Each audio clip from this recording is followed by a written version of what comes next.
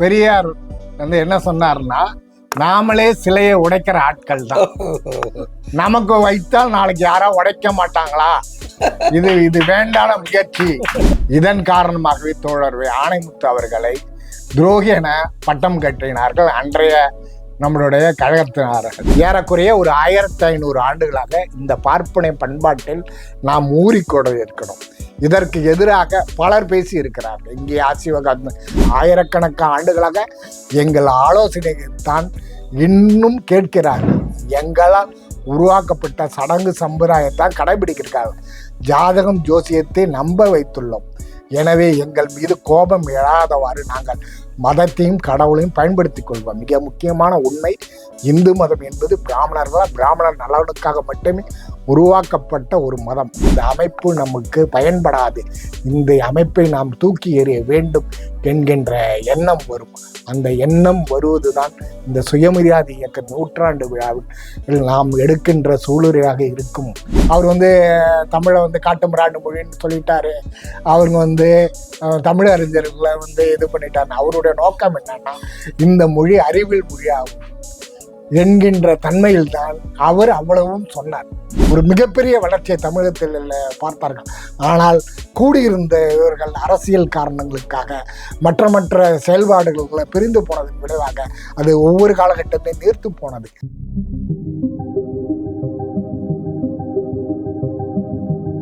அனைவருக்கும் முதற்கண் அன்பு கலந்த வணக்கம். அங்குசம் சமூக நல அறக்கட்டளை யாவரும் கேளீர் தமிழியல் பொதுமேடை என்னும் நிகழ்வை தொடர்ந்து நடத்தி வருகிறது. இன்றைய யாவரும் கேளீர் தமிழியல் பொதுமேடை நிகழ்வில் சுயமரியாதை இயக்கம் தொடங்கப்பட்டு 100 ஆண்டுகளை நிறைவு செய்துள்ளது.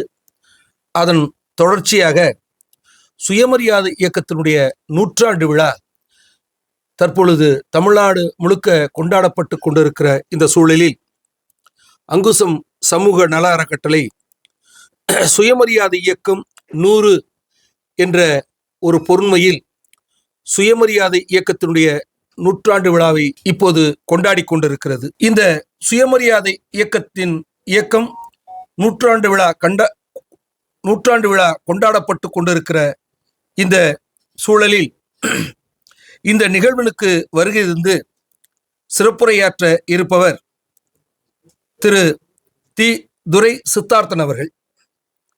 இவர் மார்க்சிய பெரியாரிய பொதுவுடைமை கட்சியினுடைய பொதுச் செயலாளராக இருந்து வருகிறார் என்பது பெருமைக்குரிய செய்தியாகும். மார்க்சிய பெரியாரிய பொதுவுடைமை கட்சி என்பது பெரியாருடைய பெரும் தொண்டராய் விளங்கிய ஐயா ஆணைமுத்து அவர்கள் தொடங்கிய கட்சி.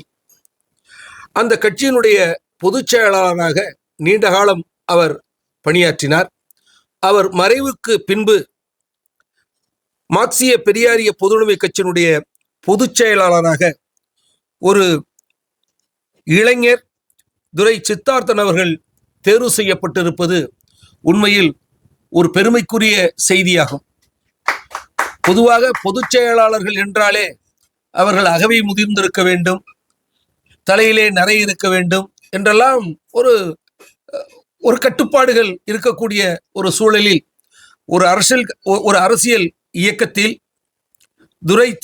துரை சித்தார்த்தன் போன்ற இளைஞர்கள் பொதுச் செயலாளராக இருப்பது உண்மையில் பெருமைக்குரிய செய்தி என்பதை நாம் இங்கே பதிவு செய்து கொள்ள விரும்புகிறோம்.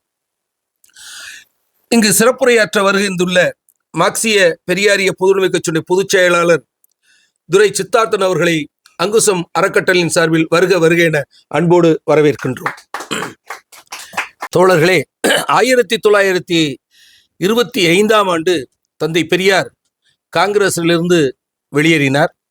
அதற்கு அடிப்படை காரணமாக சேரமான் தேவி குருகுல பிரச்சனை வெடித்து அது ஒரு பெரிய பிரச்சனையாக தமிழகத்தில் பேசப்பட்டு கொண்ட நேரத்தில் காந்தியார் அவர்கள் தந்தை பெரியாருக்கு எந்த வகையிலும் ஆறுதல் சொல்லாமல் சனாதன சிந்தனைகள் தொடர வேண்டும் என்ற வகையில் எழுதிய ஒரு கடிதத்தின் அடிப்படையில் தந்தை பெரியார் அவர்கள் காங்கிரஸ் இயக்கத்திலிருந்து விலகினார்.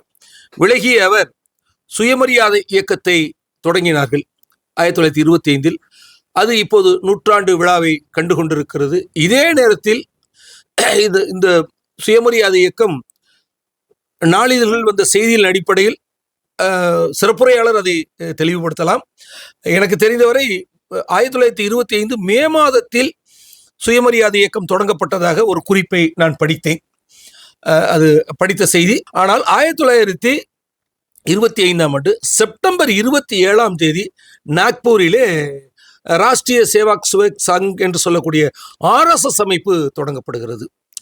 தந்தை பெரியார் அவர்கள் சமத்துவத்தை ஏற்படுத்துவதற்காக, மக்களிடம் ஏற்றத்தாழ்வு இருக்கக்கூடாது, பகுத்தறிவு சிந்தனை மேலோங்க வேண்டும் என்ற அடிப்படையில் தந்தை பெரியார் அவர்கள் சுயமரியாதை இயக்கத்தை தொடங்கினார்கள்.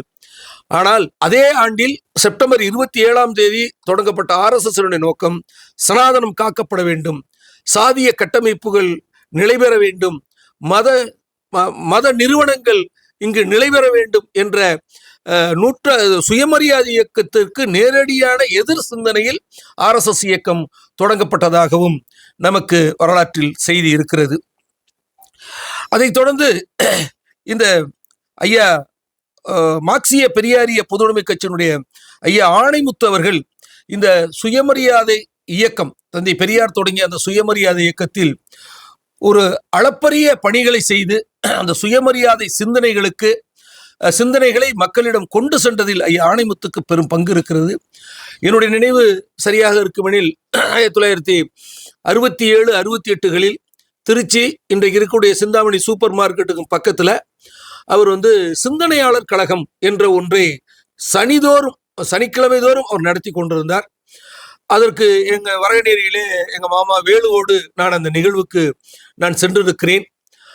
அப்படி எனக்கு நினைவு தெரிந்து ஒரு 70 வரைக்கும், எனக்கு நான் உயர்நிலைப் பள்ளி படிக்கிற வரைக்கும் அவர் தொடர்ந்து அதை நடத்தி கொண்டிருந்தார். அந்த நிகழ்வுடைய பதிவுகளை எல்லாம் தொகுத்து உயர் எண்ணங்கள் என்ற ஒன்றை ஆணைமுத்து அவர்கள் வெளியிட்டார்கள். அப்படி திருச்சியில் ஐயா ஆணைமுத்து அவர்கள் சுயமரியாதை இயக்கம் வளர்வதற்கு அரும்பாடுபட்ட ஒரு பெரும் மனிதர் அவர்.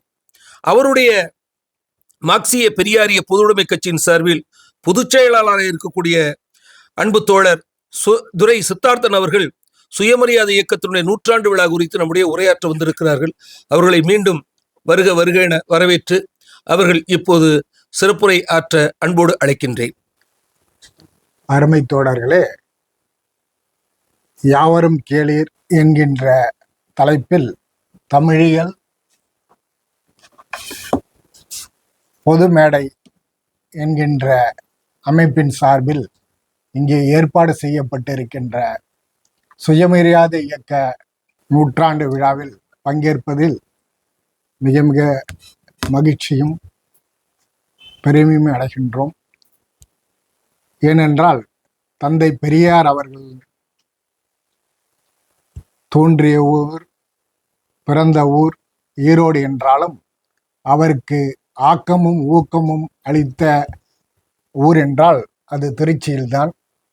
ஏறக்குறைய 1950 முதல் தன் மறையும் வரை ஒரு 23 ஆண்டுகள் திருச்சி இப்போது உள்ள புத்தூர் பெரியார் மாளிகையில் தான் அவருடைய வசிப்பிடமாக இருந்தது.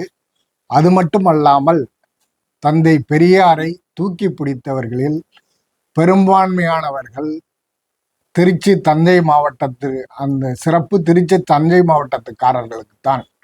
அதனால்தான் இந்த பகுதியில் உள்ள பெயர்கள், ஊர்கள் இவையெல்லாம் மக்கள் அவர்களுடைய வேலை வாய்ப்புகள் போன்றவையெல்லாம் பெரியாரால் பயன்பெற்றவர்கள் தமிழகத்திலே அதிக எண்ணிக்கையில் கொண்ட மாவட்டங்கள் அன்றைய தஞ்சை திருச்சி மாவட்டங்கள்.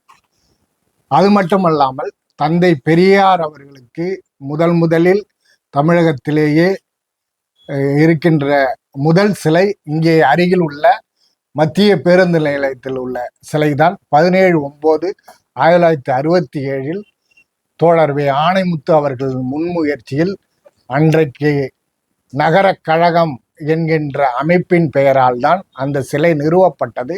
இதுதான் தந்தை பெரியாருக்கு நிறுவப்பட்ட முதலாவது சிலையாகும். இது பெரியார் அவர்களுடைய ஒப்புதலை மீறிதான் இந்த சிலையை இங்கே அமைத்தார்கள். ஏனென்றால் ஏனென்றால் பெரியார் என்ன சொன்னார்னா, நாமளே சிலையை உடைக்கிற ஆட்கள் தான். நமக்கு வைத்தால் நாளைக்கு யாரோ உடைக்க மாட்டாங்களா, இது இது வேண்டான முயற்சி அப்படி என்று சொன்னார்கள். அதன் பிறகு அவர்கள் கேட்கவில்லை. இவர் மீண்டும் தன்னோட சுற்றுப்பயணத்தில் வேலூர் போகும்போது வேலூரிலும் இந்த குழு அங்கேயும் போய் அவரை சென்று சந்தித்தது. அதில் சிறப்பு வாய்ந்தவர் நோபல் கோவிந்தராஜன் மற்றும் பல தோழர்கள். அதில் முதன்மையானவர் தோழர் ஆணைமுத்து. தொடர்ந்து வற்புறுத்தின் விளைவாக ஏதோ பண்ணுங்க அப்படின்னு சொல்லி அவர் ஒப்புதல் கொடுத்தார். அதன் விளைவாகத்தான் 67 இங்கே ஒரு சிலை நிறுவப்பட்டது. இதில் கூடுதல் சிறப்பு என்னவென்றால், அதில் அன்றைய முதல்வர் அறிஞர் அண்ணாதுரை அவர்கள் காலை நிகழ்வில் பெரியார் பிறந்தநாள் விழாவில் பங்கேற்றார். மாலை சிலை திறப்பு நிகழ்ச்சியில் காமராஜர் அவர்கள் கலந்து கொண்டார். இது 2 துருவங்களாக இருந்த இயக்கங்களை, தலைவர்களை ஒன்றிணைத்த நிகழ்வு இந்த நிகழ்வு. இதன் காரணமாகவே தோழர் ஆணைமுத்து அவர்களை துரோகி என பட்டம் கட்டினார்கள் அன்றைய நம்மளுடைய கழகத்தினார்கள். இப்படி பல செய்திகள் திருச்சியை ஒட்டி. அது மட்டுமல்லாமல் பெரியார் அடுத்த கட்டமாக பெரியாருக்கு ஏற்கனவே நம்மளுடைய நெறியாளர் அவர்கள் குறிப்பிட்டது போல பெரியார் சிந்தனால் கழகம், திருச்சி சிந்தனால் கழகம் என்ற அமைப்பை தோழர் ஆணைமுத்து அவர்கள் இங்கு உள்ள தோழர்களுடைய முன்முயற்சியால் ஏற்பாடு செய்தார். அந்த சிந்தனால் கழகம்தான் தந்தை பெரியார் அவர்களை ஆவணப்படுத்துவதில் முழு முயற்சியாக இருந்தார்கள். அதுதான் 1974 அன்றைய தமிழக முதல்வர் முத்தமிழர் கலைஞர் அவர்களை கொண்டு இங்கே தேவர் மன்றத்தில் 3 தொகுதிகளாக பெரியார் ஈவேரா சிந்தனைகள் வெளியிடப்பட்டது. அதுதான் பெரியாருக்கு இருந்த முழுமையான ஆவணம். இன்று வரை அதுதான் முதன்மையான அடிப்படை ஆவணமாக அறிஞர்களாலும் ஆய்வாளர்களாலும் முன்மொழியப்படுகிறது. இப்படிப்பட்ட பல வரலாற்று சிறப்புமிக்க ஊராக இந்த ஊர் திகழ்ந்தது. இது மட்டுமல்லாமல் இன்னும் கூடுதலாக சொல்ல வேண்டும் என்றால், இந்தி எதிர்ப்பு போராட்டம் 1938 முடிவுக்கு வந்தது என்றால், அதற்கு முன்னாவே இங்கிருந்தான் அதற்கான படை சென்னையை நோக்கி சென்றது. அந்த படை புறப்பட்ட ஊர் என்னன்னா, இங்கேருந்து உறையூரில் இருந்தான் அதை சென்று சென்னையில் 11/9/1938 சென்னை கடற்கரையை அடைந்தது. அதில்தான் தமிழ்நாடு தமிழருக்கே என்று தந்தை பெரியார் அவர்களும் மறைமலர் அவர்களும் சோமசுந்தர பாரதியார் அவர்களும் அந்த கூக்குரலை எழுப்பினார்கள். அதில் தந்தை பெரியார் அவர்கள் பின்னாடி திராவிட நாடு திராவிடருக்கு என்று தன்னுடைய நிலைப்பாட்டை மற்ற அன்றைய சென்னை மாகாணத்தில் இருந்த மற்ற மொழிக்காரர்களுக்கு தேவை என்பதற்காக அந்த கோரிக்கையை வைத்தார்கள். பிறகு மொழிவாரி மாநிலங்கள் பிரிந்ததுக்கு பிறகு 1/11/1956 தான் மறையும் வரை அந்த கொள்கைகள் கோரிக்கைகள் உறுதியாக இருந்தார் என்பதையும் இங்கே பதிவு செய்ய விரும்புகின்றேன். தோழர் அவர்கள் இதை குடியரசு தோன்றிய நாள் பற்றி குறிப்பிட்டார்கள். 2/5/1925 ஈரோட்டில் தந்தை பெரியார் அவர்கள் குடியரசு ஏட்டை தொடங்கினார்கள். ஏன் அப்படிப்பட்ட ஏடு என்றால், பார்ப்பனர்கள் எவ்வளவு தூரம் இந்த ஒடுக்கப்பட்ட மக்களை வஞ்சிக்கிறாரே என்பதற்காக தனக்கு ஒரு பத்திரிகை வேண்டும் என்கின்ற தன்மையில் ஏற்படுத்தப்பட்டதுதான் குடியரசு ஏடு என்பதும், சுயமரியாதை இயக்கம் தொடர்பாகவும் ஒரு கோரிக்கையை ஒரு பிளர்வு இருக்கின்றது. என்ன என்றால், குடியரசு தோன்றிய நாளில் எல்லாரும் சுயமரியாதை இயக்கம் தோன்றிவிட்டது என்று சொல்கிறார்கள். உண்மையிலேயே சுயமரியாதை இயக்கம் ஒரு தேதியிட்டு ஒரு நாளிட்டு தொடங்கப்பட்டதில்லை. அது காலப்போக்கில் தான் இந்த பெயர் இடம்பெற்றது. என்றாலும் தந்தை பெரியார் அவர்களுடைய எழுத்துக்களையும் பேச்சுக்களையும் படிக்கும்போது அதிலிருந்து நாம் ஒரு முன்முடிவுக்கு வர வேண்டும் என்றால், 10வது பார்ப்பன அல்லாதார் மாநாடு மதுரையில் 26/12/1926 தந்தை பெரியார் அவர்களுடைய ஏற்பாட்டில் நடந்தது. அதில்தான் சுயமரியாதை இயக்க கொள்கைகள் என்று அவர் தன்னுடைய பேச்சின் சாரத்தில் வடித்து கொடுக்கின்றார். தோழர் வி. ஆணைமுத்து அவர்களும் அதே நாளைத்தான் 26/12/1926 தான் சுயமரியாதை இயக்கம் தோற்றம் பெற்றதாக குறிப்பிடுகின்றார். அது மட்டுமில்லாமல் திராவிட இயக்க ஆய்வாளராக விளங்கிய மங்களம் முருகேசன் அவர்களும் இதே நாளைத்தான் குறிப்பிடுகிறார் என்பதையும் நம்மளுடைய தோழர்களுக்கு சுட்டிக்காட்ட விரும்புகின்றேன். இந்த தன்மையில் ஏன் இப்படி ஒரு இயக்கம் நமக்கு தேவை? அதே நேரத்தில் நம்மளோட நெறியாளர் அதே காலகட்டத்தில் RSSனுடைய அமைப்பு தோற்றம் பெற்றது. அது மட்டும் இல்லாமல் இந்திய பொது உடைமை கட்சியும் 1925ஆம் ஆண்டு இதே காலகட்டத்தில் தான் தோற்றம் பெற்றது. நாம் இருவரும் நம்மளுடைய நோக்கத்தை வென்றோமா என்றால் அது நாம் ஆய்வுக்கு உரியது. ஆனால் அன்றைக்கு RSS தோற்றம் பெற்ற போதே அவர்கள் தங்களுடைய ஏற்கனவே இருக்கின்ற ஆதிக்கத்தை நிலைநாட்டுகின்ற தன்மையில்தான் அவர்கள் தங்களுடைய அமைப்பை இந்தியா முழுவதும் கட்ட வேண்டுகின்ற நோக்கத்தில் இயங்கினார்கள். நாமும் நம்மளுடைய சுயமரியாதை இயக்கமாக இருந்தாலும் சரிதான், இந்திய பொது உடைமை இயக்கமாக இருந்தாலும் சரிதான், நம்மளுடைய நோக்கம் என்பது வெகு மக்களுக்கான விடுதலை. அதை நோக்கி நம்மளுடைய பயணத்தில் நாம் இன்னும் செல்ல வேண்டிய தூரம் மேலும் மேலும் அதிகம். ஆனால் அதே நேரத்தில் RSS போன்ற இயக்கங்கள் அவர்கள் ஓடுகின்ற நீரில் நீச்சல் அடிப்பதை போன்றவர்கள், நாம் எதிர்நீச்சல் அடிப்பதை போன்ற நமக்கு மிக கடுமையான சிக்கல்கள் இருக்கின்றன. ஆனால் அவர்களுக்கு இலகுவாக அதை நீந்தி கரைய முடியலாம். ஏனென்றால் அவருடைய சித்தாந்தம் என்பது நம்மளுடைய வரலாற்றின்படி கிமு 183 இந்தியாவுக்கு ஆட்சியில் வந்த புஷ்யமுத்திரன் சுங்கன் காலத்தில் இருந்து இந்த தத்துவங்கள் கோட்பாடுகள் நிலைநிறுத்தப்பட்டு விட்டன. முதலாவது பார்ப்பன ஆட்சி என்பது புஷ்யமித்திர சுங்கன் ஆட்சி தான். அவன் என்ன செய்தான் என்றால் அசோகருடைய கொள்ளுப்பேரனாக பிரகத்ரதனை அவனுடைய அணிவகுப்பிலேயே அவனுடைய தலையை கொய்தான். அவனுக்கு இவனுடைய தங்கையைத்தான் மணந்து கொடுத்தான். அப்படி இருக்கின்ற அந்த படை அணிவகுப்பிலேயே ஒரு மன்னனை வெற்றி இன்று முதல் நானே மன்னன் என்று அவன் கிமு 183 தன்னை அறிவித்து கொண்டான். அதுதான் இந்தியாவில் முதலாவது பார்ப்பனர் ஆட்சி. அந்த ஆட்சி என்ன செய்தது என்றால் மனுநீதி அந்த ஆட்சி தான் தொகுத்தது. நாம் இன்று நம்மளுடைய வாழ்வில் உள்ள எல்லா கூறுகளிலும் மனுநீதி தான் நம்மை ஆட்சி செய்து கொண்டிருக்கின்றது. இந்தியாவில் இருக்கின்ற 100க்கு 99.9% மக்களும் மனுநீதிப்படிதான் தங்களுடைய இன்ப துன்ப நிகழ்ச்சி, இன்னும் சொல்ல போனால் பிறப்பு முதல் இறப்பு வரை இருக்கின்ற எல்லா சடங்குகளும் மனுநீதியின் அடிப்படையில் தான் நாம் செய்து கொண்டு வருகின்றோம். இந்த தன்மையில்தான் இந்த புஷ்யமுத்திரன் சுங்கன் என்னெல்லாம் செய்தான் என்றால் அவன் பார்ப்பனர்களை வளர்த்து விடுவதற்காகவும் வேள்விகள் செய்வதற்காகவும் பொன்னை வாரி வழங்கினான். அதே நேரத்தில் புஷ்ய பிச்சுக்கள் என்று சொல்லப்படுகின்ற புத்தரை பின்பற்றவர்களை தலையை கொய்து வருவதற்கு பொன்னை கொடுத்தான். பெரிய பெரிய கொப்பரைகளில் அவர்கள் தலைகளில் போட்டு அதை வறுத்து எடுத்தான். இப்படி மக்களுக்கு ஒரு பெரிய அச்சத்தை ஊட்ட வேண்டுகின்ற தன்மையில் அவன் இயங்கினான்.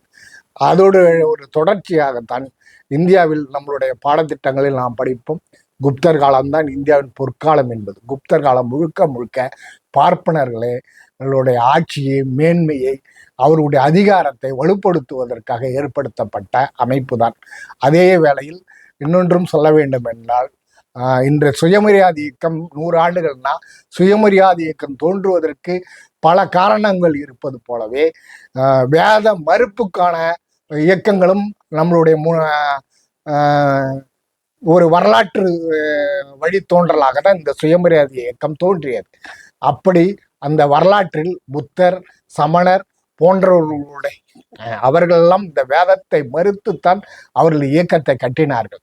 அதையெல்லாம் செய்தி என்னன்னா, இந்திய குற்றவியல் தண்டனை சட்டங்களே அந்த மனுஸ்மிருதியின் அடிப்படையில தான் எழுதப்பட்டிருக்குன்னு சொல்லி பேராசிரியர் ஜெயராமன் நிறைய இடங்களை குறிப்பிட்டு. அது உண்மைதான். இன்று வரைக்கும் இருக்கிற இந்து சட்டம் இருக்கு இல்லைங்களா, இந்து சட்டம், இந்திய அரசம் சட்டம், இது எல்லாரும் பொது உடைமைவாதிகள் உட்பட எல்லா அம்பேத்கரிஸ்ட் உட்பட எல்லாருமே இந்த இந்திய அரசமைப்பு சட்டம் நமக்கு பல விதங்களில் நன்மை பயக்கிறது என்று அவர்கள் தங்களுடைய இதில் சொல்றாங்க. பட் ஆனால் தோழர் ஆணைமுத்து அவர்கள் இந்திய அரசு சட்டம் ஒரு மோசடி என்கின்ற பதிவு செய்திருக்கின்றார்.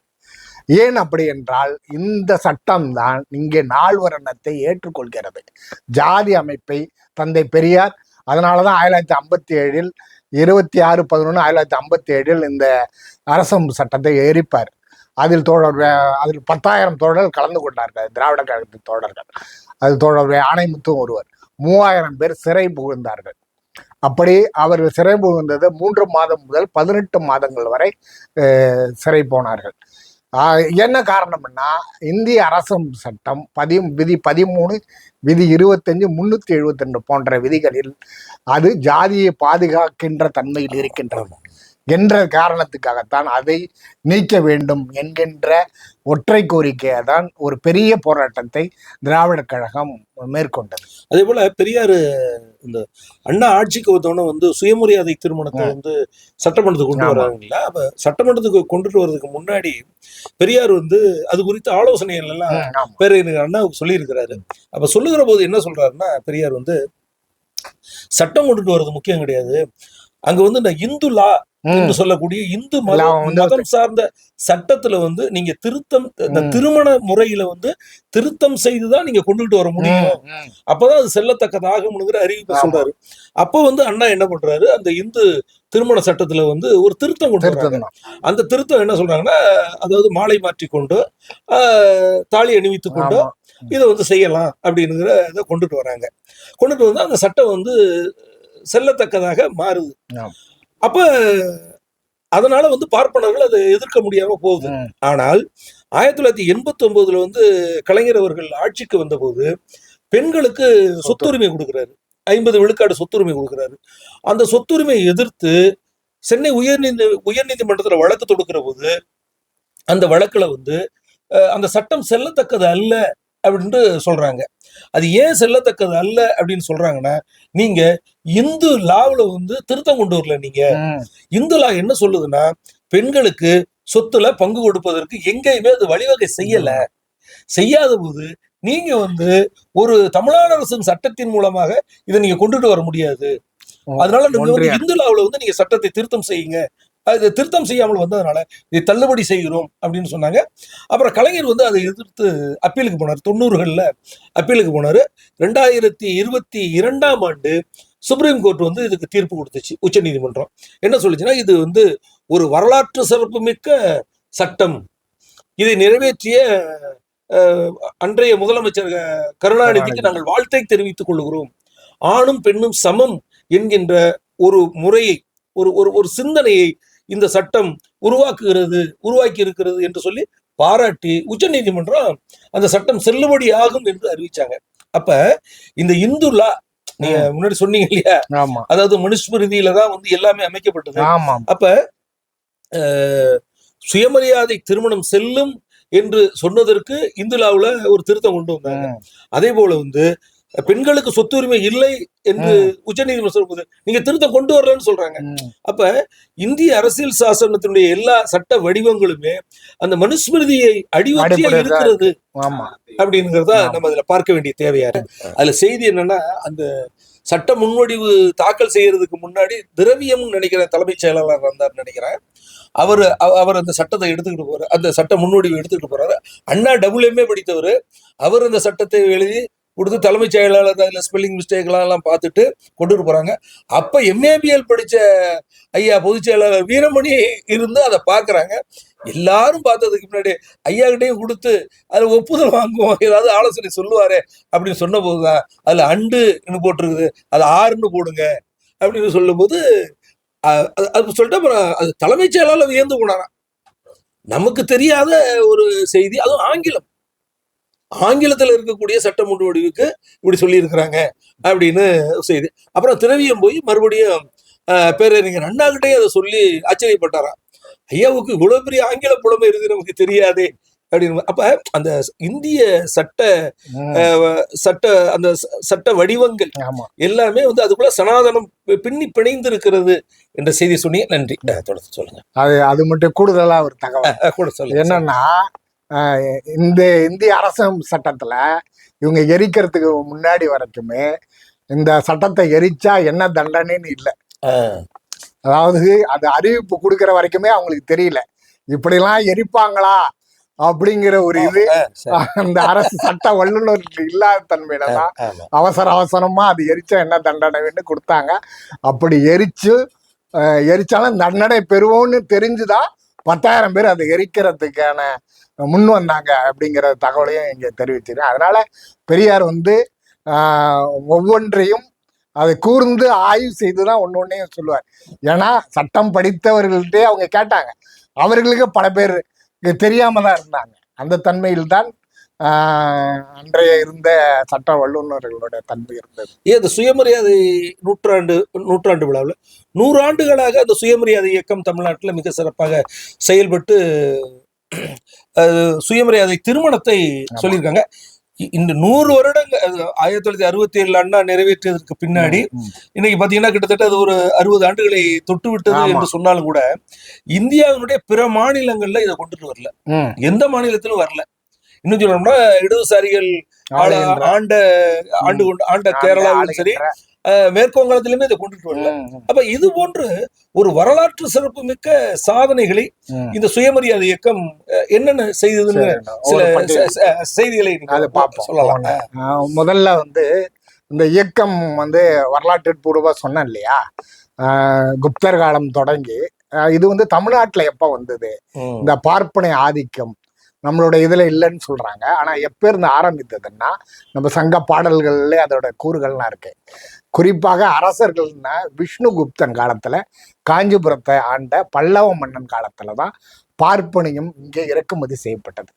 அதன் பிறகுதான் இங்கே வந்து அது பல்லவர் காலத்திலிருந்து பிற்கால சோழர் காலத்திலிருந்து இந்த பகுதியிலாம் பிற்கால சோழர்களுடைய ஆண்ட பகுதிகள் தான். ஏன்னா உறையூர், காவிரி பூம்பட்டினம் எல்லாமே, தஞ்சாவூர் எல்லாமே இந்த பகுதியில் தான் இருக்கு. இது விஷ்ணுகுப்தன் காலத்துக்கு பிறகு ஏற்பட்டது தான் நம்மளுடைய மேல் திணிக்கப்பட்டது. ஏறக்குறைய ஒரு 1500 ஆண்டுகளாக இந்த பார்ப்பனை பண்பாட்டில் நாம் ஊறிக்கொண்டு இருக்கணும். இதற்கு எதிராக பலர் பேசி இருக்கிறார்கள். இங்கே ஆசிவகம் பேசியவர்கள் இருக்கிறார்கள். நம்மளுடைய மறைந்த பேராசிரியர் நெடுஞ்செழியன் அவர்கள் ஆசீவகத்தை பற்றி மிக அதிகமான ஆய்வுகளை செய்தவர்கள். இப்படி ஆசீவகம் இதெல்லாம் வந்து இந்த வேத மரபுக்கு எதிராக இந்த மக்கள் எப்படியெல்லாம் இருக்க வேண்டும், இந்த வாழ்வியல் முறை நமக்கு தீதானது, அது ஒரு சில மனிதர்களுக்கு மட்டுமே, ஒரு சில குழுக்களுக்கு மட்டுமே பயன்படுகின்ற வேத நெறிகள் என்பதை தொடர்ந்து வலியுறுத்தினார்கள்.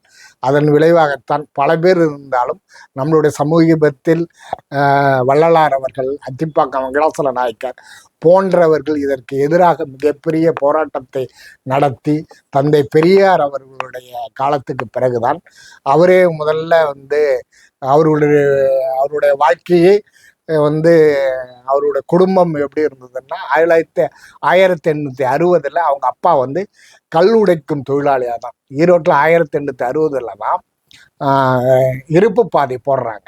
அப்போ வந்து அவருடைய அப்பா வந்து கல் தச்சராக தான் முதல்ல இருக்கார். இந்த தன்மையில அதிலிருந்து அவர்கள் திருப்பி தட்டு வியாபாரம் என்று சொல்லுகின்ற மளிகை பொருட்கள் வைத்து வியாபாரம் பண்ணுறது, அப்புறம் மண்டி வியாபாரம் பண்ணுறது என்று அவர்கள் வளரும் போது அந்த தரகு முதலாளித்துவத்தின் மூலமாக தந்தை பெரியார் அவர்களுடைய அப்பா வந்து வளர்ந்ததுனால தான் அவர் மிகப்பெரிய செல்வந்தார் ஆகிறார். இந்த சூழலில் என்ன நடக்கிறது என்றால், அவர்கள் வீடுகளுக்கு பொருள் அதிகமாக சேர சேர அவர்கள் தன்னுடைய பழைய பாரம்பரியம் பண்பாடு என்கின்ற தன்மையில் அவர்கள் வீடுகளுக்கு பல சாமியார்கள், பக்தர்கள் என்கின்ற போர்வையில் அதிகமானவர்கள் அவர்கள் வீடுகளுக்கு வர ஆரம்பித்தார்கள். அவர்களிடம் தந்தை பெரியார் அவர்கள் புராண கதைகள் அவர்கள் சொல்லும் போது அவர் எதிர்கேள்வி கேட்டார். இந்த எதிர்கேள்விகளுக்கு அவர்களால் விடை சொல்ல முடியவில்லை. அவர்கள் திணறித்தான் போனார்கள். இது தந்தை பெரியாருக்கு கூடுதலாக இவர்கள் ஏதோ சூழ்ச்சி செய்கிறார்கள் என்கின்ற எண்ணம் ஏற்படுது. அது மட்டுமல்லாமல் தந்தை பெரியார் அவர்கள் தன்னுடைய பள்ளி படிக்கும்போது அவர் வேத அவருடைய பள்ளி ஆசிரியராக இருந்த பார்ப்பனர் வீடுகளில் அவரால் நீர் போய் கேட்டால் அவர்கள் இவர் தாழ்ந்த ஜாதி என்கின்ற காரணத்தால் தண்ணி கொடுத்து விட்டு தண்ணியை அதுக்கு பரிகாரம் பண்ணுகிற தன்மையில் இருந்தது. அவர்கள் மனம் வெதும்பி பக்கத்தில் இருக்கின்ற வீடுகளுக்கு தாழ்த்தப்பட்ட அப்புறம் இஸ்லாமியர் வீடுகளுக்கு சென்று அவர் நீர் அருந்துவது, அங்கே பண்டங்களை சாப்பிடுவது என்று தன்னுடைய இயல்பையே இந்த சமூகத்து மாற்றத்திற்கு அன்றே அவர் அவருடைய செயல்பாடுகள் அமைந்தது. இதன் விளைவாகத்தான் 1902ஆம் ஆண்டு போல ஈரோட்டுக்கு பக்கத்தில் இருக்கின்ற ஊரில் ஒரு திருமண விருந்தில் பங்கேற்கும் போது தந்தை பெரியார் அவர்களும் கடலூர் ஞானியார் அடிகளாலும் விருந்து பந்தில் அமர்ந்திருக்கும் போது தந்தை பெரியார் அவர்களுக்கு தண்ணீர் தேவைப்படுகிறது. தண்ணீர் கேட்கும் போது ஒரு பார்ப்பன உதவியாளர் அவர் வச்சிருந்த டம்ளரை தொட்டு தண்ணி ஊற்றி விட்டார். அதை பார்த்துக்கின்ற இருந்த பார்ப்பன அவருடைய மேலாளர் நீ எப்படி அதை தொட்டு சூத்திரன் தொட்டதை நீ எப்படி தொட்டு தண்ணி கொடுத்த என்று அவன் அங்கே கண்டித்து இருக்கும்போது இதை கேட்ட இவர் ஞானியார் அவரை அந்த பார்ப்பனனை எப்படி எங்களை சூத்திரன் என்று சொல்லலாம் என்று அறைந்தார். அதன் விளைவாகத்தான் சூத்திரன் என்றால் ஆத்திரம் கொண்டு அடி என்ற ஒரு நடப்பு சொல்லாக அது பழக்கத்தில் விட்டது. இப்படி இந்த தன்மையில் இருக்கும்போது தந்தை பெரியார் அவர்கள் 1907ஆம் ஆண்டு அன்றைய காங்கிரஸ்டைய அரசியல் நிலைப்பாடுகளை கூர்ந்து கவனித்து வந்தார். அப்படி கூர்ந்து கவனித்து வந்ததன் விளைவாக அவர் 1919ஆம் ஆண்டு நடந்த ஜாலியன் வாலாபாக் படுகொலை அவரை ஒரு உலுக்கி விட்டது. இனியும் நாம் மற்ற விவகாரங்களை பார்த்து கொண்டிருப்ப சரியாக வராது என்று அன்றுதான் காங்கிரஸ் இணைய வேண்டும் என்கின்ற எண்ணம் அவருக்கு தோன்றியது. அதற்கு அன்றைக்கு இன்னொரு காரணமாக இருந்தவர் சேலம் ராஜகோபாலாச்சாரியார் அவர்கள் இருந்தார்கள். அவரிடம் இவர் சேரும்போதே என்ன கேட்டார் என்றால், வகுப்பு வாரி பிரதிநிதித்துவ காங்கிரஸ்ல அது ஆதரிக்க வேண்டும் என்கின்ற கோரிக்கையை வைத்துத்தான் தந்தை பெரியார் காங்கிரஸில் இணைந்தார். ராஜாஜி அதை நான் காங்கிரஸ் கமிட்டியில எடுத்துட்டு போறேன் என்று சொல்லித்தான் பெரியார் அவர்கள் அதற்கு உள்ளே சேர்த்தார். ஆனால் அவர் தொடர்ந்து நடந்த மாநாடுகளில் இந்த வகுப்புவாரி பிரதிநிதித்துவத்தை எடுத்து போகும்போதெல்லாம் அங்கிருந்த பார்ப்பனர்கள் அதற்கு கடுமையான எதிர்ப்பை தெரிவித்த விளைவாக காஞ்சிபுரத்தில் திருவிக அவர்களின் தலைமையில் 1925ஆம் ஆண்டு நவம்பர் 22 அன்று நடந்த, இதே மாதம் தான் நவம்பர் 22ஆம் தேதி நடந்த நிகழ்ச்சியின் போது தந்தை பெரியார் அவர்கள் எடுத்துட்டு போன இந்த வகுப்புவாரி பிரதிநிதித்துவத்தை ஏற்க முடியாது என தள்ளுபடி செய்ததால் தந்தை பெரியார் அவர்கள் அந்த மாநாட்டு மேடையிலிருந்து வெளியேறி இனி காங்கிரஸை ஒழிப்பதே தன்னுடைய வேலையாக அவர் கொண்டார். அதன் விளைவாகத்தான் அடுத்த ஓராண்டு தமிழகம் முழுவதும் பிரச்சாரம் செய்து அதே வேளையில் நீதி கட்சியும் தன்னுடைய தேர்தலில் தோல்வியுற்றது. இது இரண்டையும் தந்தை பெரியார் அவர்கள் பயன்படுத்தி கொண்டு நமக்கு தேவை, பார்ப்பனர் அல்லாதாருக்கு சுயமரியாதை தேவை என்பதின் அடிப்படையில் தான் சுயமரியாதை இயக்கத்தை தொடங்கி நடத்தினார்கள். அதோடைய முதலாவது என்னன்னா பார்ப்பன புரோகிதம் ஒழிப்பு. இதுதான் அவர்களுடைய வைத்த முதலாவது மூடநம்பிக்கை எதிர்ப்பு என்று பல செய்திகள் இருந்தாலும் அந்த பார்ப்பன புரோகிர எதிர்ப்பில் பார்ப்பனர்களை வெளியேற்ற வேண்டும் என்கின்ற தன்மையில் அருப்புக்கோட்டை அருகே இருக்கின்ற சுக்கில் நத்தத்தில் 1928ஆம் ஆண்டு 28/5/1928 அன்று சுயமரியாதை பார்ப்பனர் அல்லாதார் திருமணத்தை தந்தை பெரியார் முன்வைத்தார். அப்படிப்பட்ட திருமணம் என்பது அறிஞர் அண்ணா அவர்கள் முதலமைச்சராக வர வரை சட்ட அங்கீகாரம் பெறாத திருமணம் தான் இருந்தது. அதுவரை இந்த இந்த திருமணங்கள் அங்கீகரிக்கப்படாத திருமணங்கள். ஆனால் சுயமரியாதை இயக்க தோழர்களும் தொண்டர்களும் அதை எப்படிப்பட்ட திருமணமாக அங்கீகாரம் இருந்தாலும் இல்லை என்றாலும் அதை ஏற்று செய்து கொண்டார்கள் என்பதுதான் வரலாற்றில் சிறப்பான செய்தியாகும். அது மட்டுமல்லாமல் மேலும் சுயமரியாதை இயக்கத்திற்கு ஏழை பணக்காரன் என்பது மட்டுமல்லாமல் ஜாதி ஏற்றத்தாழ்வு வர்ண ஒழிப்பு என்பதை தான் அதன் முதன்மையான இன்னொரு நோக்கமாக இருந்தது. வர்ணாசிரம அடிப்படையில் தான் நாம் சூத்திரர்களாக இருக்கின்றோம், பார்ப்பனர் மேல் ஜாதியாக இருக்கின்றார்கள் என்கின்ற அடிப்படையில் இதை ஒழிப்பதே என்னுடைய முழு வேலையாக தந்தை பெரியார் அவர்கள் மேற்கொண்டார்கள். இதை ஜாதி ஒழிப்பை மக்கள் மத்தியில் பிரச்சாரம் செய்யும் போது பார்ப்பனர்கள் என்ன செய்கிறார்கள் என்றால் அது அடுத்த கட்டத்தில் போய் ஒளிந்து கொள்கின்றார்கள். இதன் விளைவாக அவர் மத ஒழிப்புக்கு போகிறார். மதத்தை ஒழித்தால் மந்திரங்கள்ல போய் பதுங்கிக் கொள்கிறார். மந்திரம் கடவுளுக்கு மேலே கட்டுப்பட்டது. மந்திரத்தை பார்ப்பனர்கள் மட்டுமே சொல்ல முடியும் என்கின்ற தன்மையில் ஒரு ஒட்டுமொத்த கட்டமைப்பையும் இந்த தன்மையில் உருவாக்கி வைத்திருந்தார்கள். இதையெல்லாம் தந்தை பெரியார் கேள்வி கேட்டதன் விளைவாகத்தான் கடவுள் இல்லை என்கின்ற கோரிக்கைக்கு அவர் கடைசியாக தான் வருகின்றார். முதலில் அவருடைய இது ஜாதி ஒழிப்பு, அதற்கு அடுத்தது பெண் அடிமை. ஜாதி ஒழிப்போடு சம்பந்தப்பட்டது பெண் அடிமைத்தனம். ஏனென்றால் நம்மள வரலாற்றில் நாம் பார்த்தோம்னா நமக்கு ஒரு பெரிய பெருமை என்னன்னா, இன்னைக்கு கடந்த இந்த ஜனவரி மாதம் 23ஆம் தேதி தமிழக முதல்வர் ஒரு அறிவிப்பு வெளியிட்டிருப்பார். என்னன்னா, இரும்பின் தொன்மை காலம்.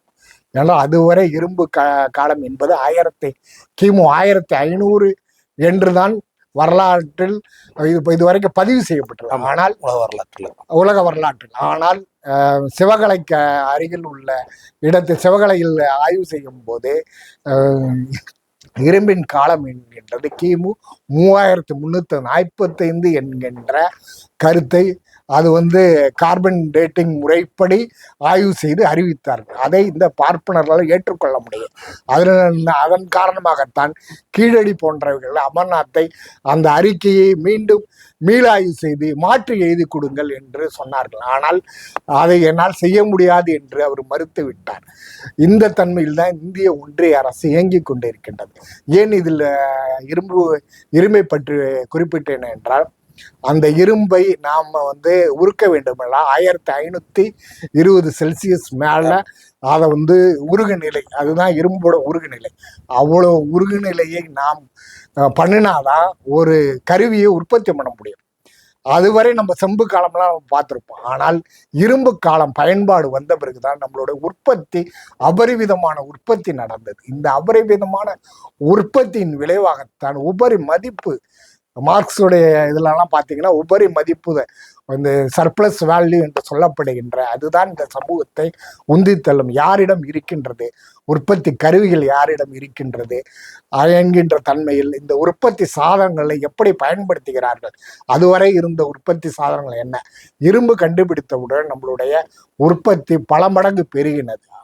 அதன் விளைவாக இது யார் அபகரித்து கொள்வார் என்கின்ற தன்மையில் தான் கட்டி வைக்கப்பட்ட அவ்வளவும் தான் இந்த புராண இதிகாச மற்ற கடவுள், ஜாதி, மத எல்லா கோட்பாடுகளும் இதை ஒட்டிய தன்மையில் தான் இங்கே கட்டமைக்கப்பட்டிருக்கிறது.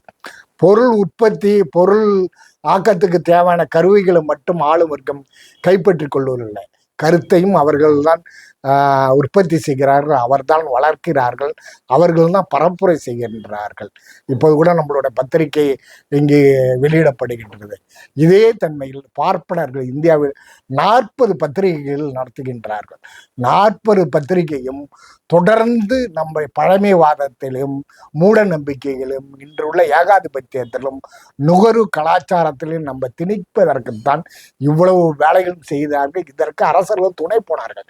ஏன் அரசர்கள் துணை போனார்கள் என்றால், அவர்களுக்கு ஏன்னா சாதாரண மனிதனாக இருக்கின்ற போது அவர்களை யாரும் நாம தூக்கி வச்சு கொண்டாட மாட்டோம். அவர்கள் கடவுளின் அவதாரங்கள் இப்போ கூட மோடி போன எலெக்ஷன்ல இந்த 24 அப்போ என்ன சொன்னார், நான் வந்து பயாலஜிக்கல் பர்சன் கிடையாது, நான் வந்து தெய்வ குழந்தை என்று அவர் சொல்லி கொண்டார். அதுக்கெல்லாம் காரணம் வந்து இந்த தன்மையில் தான். இது வந்து அரசர்களுக்கு அன்றே ஊட்டப்பட்டது. அவர்கள் வந்து தொடர்ந்து நீங்களாம் தெய்வத்தின் வாரிசுகள், நீங்க வந்து சாதாரணமாக பிறக்கலை, நீங்க வந்து அதன் விளைவாகத்தான் இந்த கல்லுக்கு நாங்க மந்திரம் சொல்லிட்டா அந்த கல் வந்து தெய்வம் ஆயிடுது என்கின்ற எண்ணத்தை வெகுமக்கள் மத்தியில் பரப்புகின்ற வேலையும், அதன் விளைவாகத்தான் இந்த குடமுழுக்குகள், இந்த கோயிலுக்கு வேண்டிய அவ்வளவு செல்வங்களை எழுதி வைத்தது உட்பட இந்த மக்களை மடையர்களாக்கின்ற எல்லா வேலைகளையும் அவர்கள் தொடர்ந்து காலங்காலமாக செய்தார். அதைத்தான் நம்மளுடைய அன்றைய பல்லவர்கள் அரசர்களாக இருந்தாலும் பிற்கால சோழர்களாக இருந்தாலும் அதற்கு பிறகு தொடர்ந்து அதுதான் நடந்தது. இதில் ஒரு பெரிய செய்தி என்னவென்றால், நமக்கு ஆங்கிலேயர்களுக்கு பிறகு வந்த 1835 மெக்காலே வந்த பிறகு இருந்த கல்வி திட்டத்தின் விளைவாக நம்மில் ஒரு சிலர் வந்து படிக்கின்ற வாய்ப்பை பெற்றோம். அது முதலாவது நம்மளுடைய பெரிய இது. அதைதான் கார்ல் மார்க்ஸ் அவர்கள் தன்னுடைய 1853 இந்தியாவை பற்றி ஒரு குறிப்பை இருப்பார். இங்க வந்து பசுவையும் அவர் என்ன சொல்றார், தபேலா என்கின்ற பசுவையும் அனுமான் என்ற குரங்கையும் மண்டியிட்டு வணங்குகின்ற வரை இங்கே ஒரு பண்பாட்டு புரட்சி வருமா என ஐயமாக இருக்கின்றது அவர் அதுலேயும் குறிப்பிட்டிருக்கார். 1857 முதல் இந்திய விடுதலை போர் என்ற புத்தகத்திலையும் அதை பற்றிய குறிப்புகள்லாம் எழுதியிருக்கார். இதை இங்கு இருக்கின்ற முற்போக்குவாதிகள் கவனத்தில் கொள்ளவில்லை. தந்தை பெரியாரின் செயல்கள் எல்லாம் என்னவென்றால், இங்கே பண்பாட்டில், அரசியல், பொருளாதார, சமூக விடுதலையில் எவ்வளவு நம்ம இயங்கினாலும் அதே ஒப்பீட்டளவில் பண்பாட்டு தளத்திலும் அவர் இயங்கினார். பண்பாட்டு வந்து நம்மளோட மேல் கட்டமைப்பு மாதிரி நமக்கு தெரிந்தாலும் ஒரு கட்டடத்தில் மேல் கட்டமைப்பை உடைக்காமல் அடித்தளத்தை உடைக்க முடியாது என்கின்ற தன்மை இருக்கிற அதே தன்மையில் தான் சில விஷயங்களில் பண்பாட்டு தளத்தில் நாம் மிகப்பெரிய மாற்றத்தை ஏற்படுத்தியிருக்க வேண்டும். அவர் ஏன் ஆலை நுழைவு போராட்டம், ஏன் அர்ச்சகர் அனைத்து ஜாதி அர்ச்சகராகணும்னு ஏன் கேட்குறாரு? அப்போ நாமளே புரிஞ்சுக்குவோம், அனைத்து ஜாதிகளும் அர்ச்சகர் ஆகின்ற இதில் நம்ம ஆளே அர்ச்சகர் ஆகும்போது அவன் நமக்கு வந்து மந்திரம் ஓடுறது, இது மற்ற விஷயங்கள் செய்யும் போது நாமளே ஒரு ஸ்டேஜில் இதெல்லாம் நமக்கு தேவையில்லை அப்படிங்கிற ஒரு தன்மைக்கு போய்விடும். பார்ப்பனரை மட்டுமே நம்பிக்கொண்டிருக்கோம். இன்றும் கிராமங்களில் பார்ப்பனரே இல்லை. ஆனாலும் பார்ப்பனர்கள் அழைத்து வந்து எல்லா வேலைகளும் செய்ய வேண்டும். கோவில் திருமணங்கள் எல்லாமே செய்து கொண்ட இன்றைக்கும் நடந்து கொண்டிருக்கின்றது. பார்ப்பனர் எல்லாமே அவன் தன்னுடைய நிலைக்கு ஏற்ற மாதிரி ஒவ்வொரு நாடுகளுக்காக சென்று கொண்டிருக்கான்னா, அந்த அதாவது அவனுடைய வேதத்திலே அவன் என்ன சொல்றான், அந்த கடல் எல்லை தாண்டி போகக்கூடாதுன்னு சொல்றான். ஆனால் அவன் மாறிக்கொள்கின்றான். ஆனால் நம்மளால் மாற முடியவில்லை. ஒரு பார்ப்பனர் ஒருத்தன் வந்து, ஏன் நீங்க 3% தானே இருக்காங்க அவங்க, நீங்க ஏன் உங்களால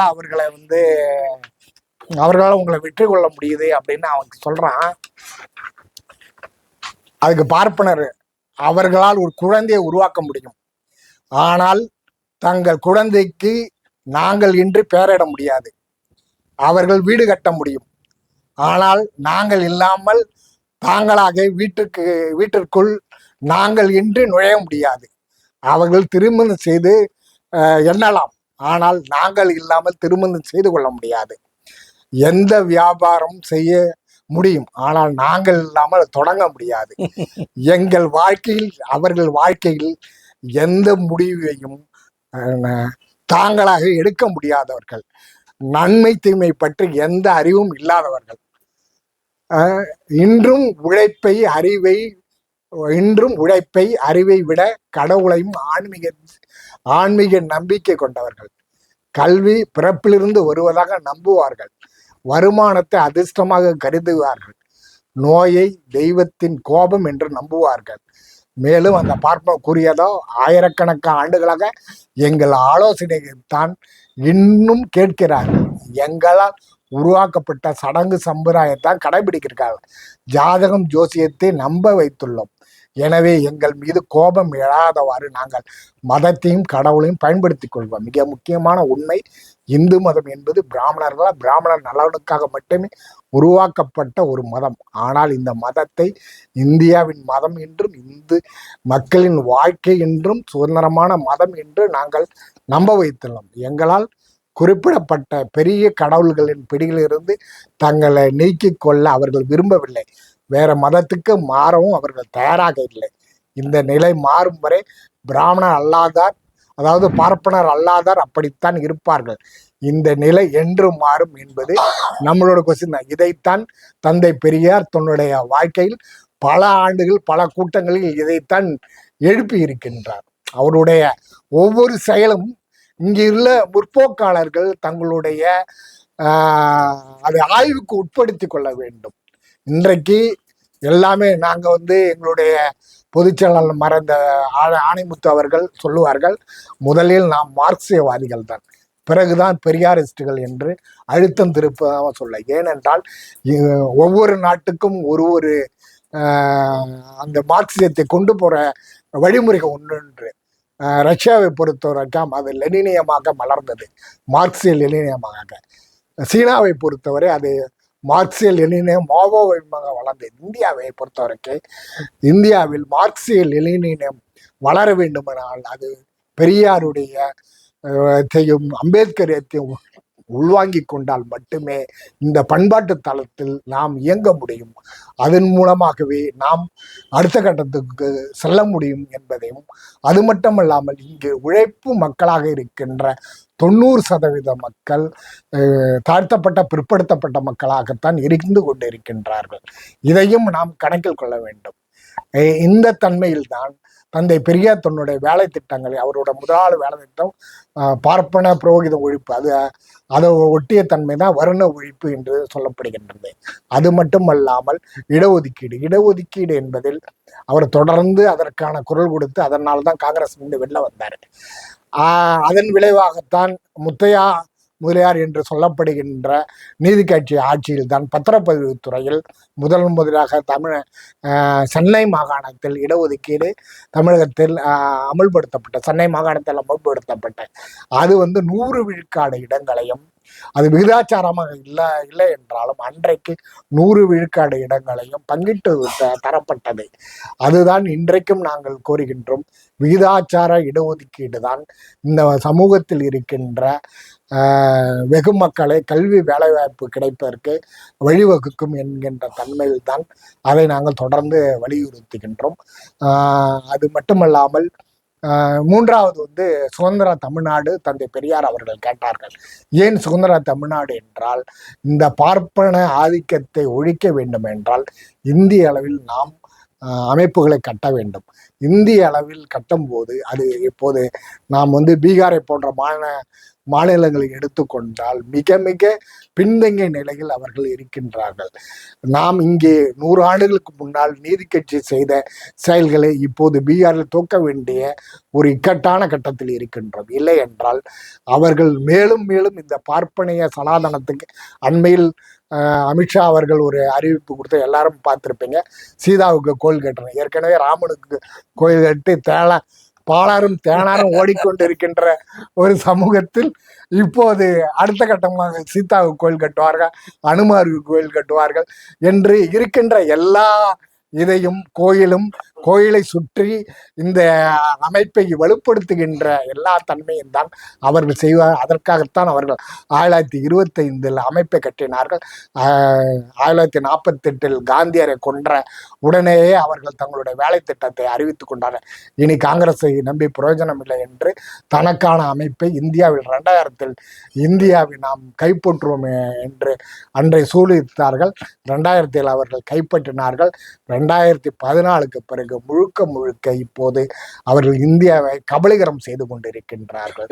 உண்மையிலேயே இன்றைக்கு 1% மக்களாக இருக்கின்ற பார்ப்பன பனியா கூட்டம் தான், அம்பானி அமித்ஷா கூட்டம் தான் இன்று இந்தியாவில் 60% சொத்துக்களை சுரண்டி கொண்டு இருக்கின்றார்கள்.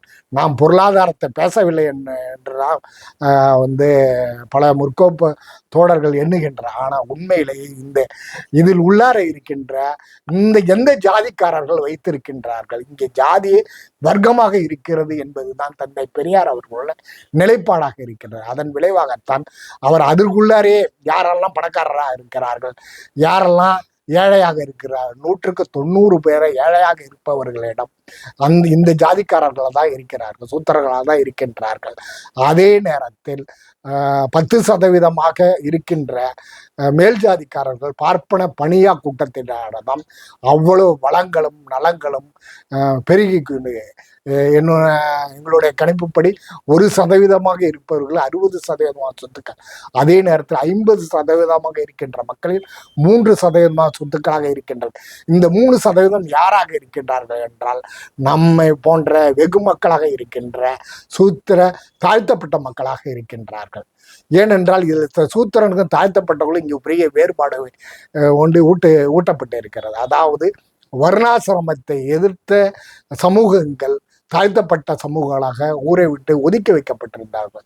அதே நேரத்தில் வர்ணாசிரமத்தை ஏற்றுக்கொண்ட பிற்படுத்தப்பட்ட மக்கள் பிசிக்களாக எம்பிசி மக்களாக இங்கே அடக்கப்பட்டு அவர்களும் 4ஆம் ஜாதிக்காரர்களாக தான் ஆக்கப்பட்டிருக்கிறார்.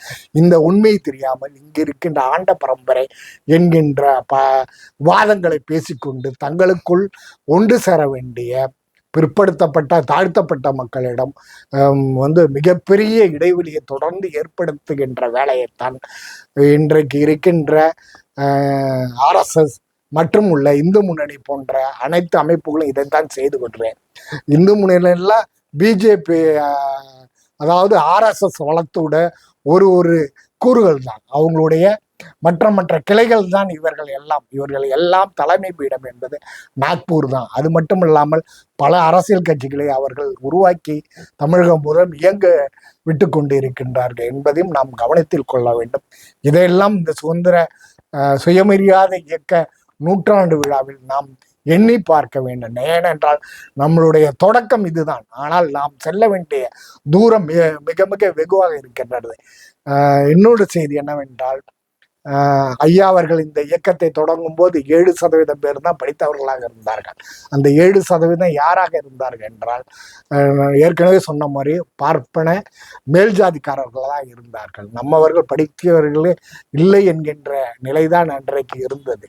ஆனால் இன்றைக்கு நம்மளுடைய நிலை என்ன என்றால் 83% எழுத்தறிவு பெற்றவர்கள் என்று அரசு புள்ளி உரிமையை கொடுக்கிறது. அந்த 17% யாராக இருப்பார்கள் என்றால் மலைவாழ் மக்களாகவும் தாழ்த்தப்பட்ட மக்களாகவும் பெண்களாகத்தான் இருப்பார்கள். இவர்களின் 100 விழுக்காடு தூரம் நாம் அடைய வேண்டும் என்கின்றது ஒரு செய்தி. அது மட்டுமல்லாமல் இந்த 83% இருப்பவர்கள் பெரும்பாலும் பிற்படுத்தப்பட்ட தாழ்த்தப்பட்ட மக்கள். இவர்கள் தங்களுடைய சமூகத்திற்கு அம்பேத்கர் அவர்கள் சொல்லுவது பேக் டு த சொசைட்டிக்கு கான்ட்ரிபியூஷன் பண்ணி ஆக வேண்டிய ஒரு கட்டாய நிலை இருக்கின்றது.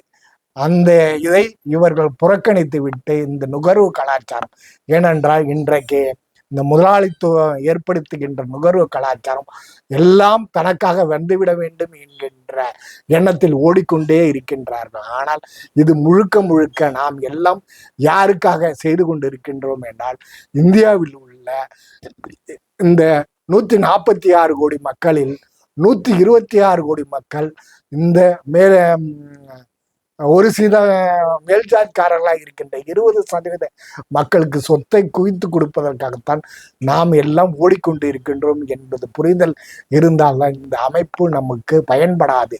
இந்த அமைப்பை நாம் தூக்கி எறிய வேண்டும் என்கின்ற எண்ணம் வரும்.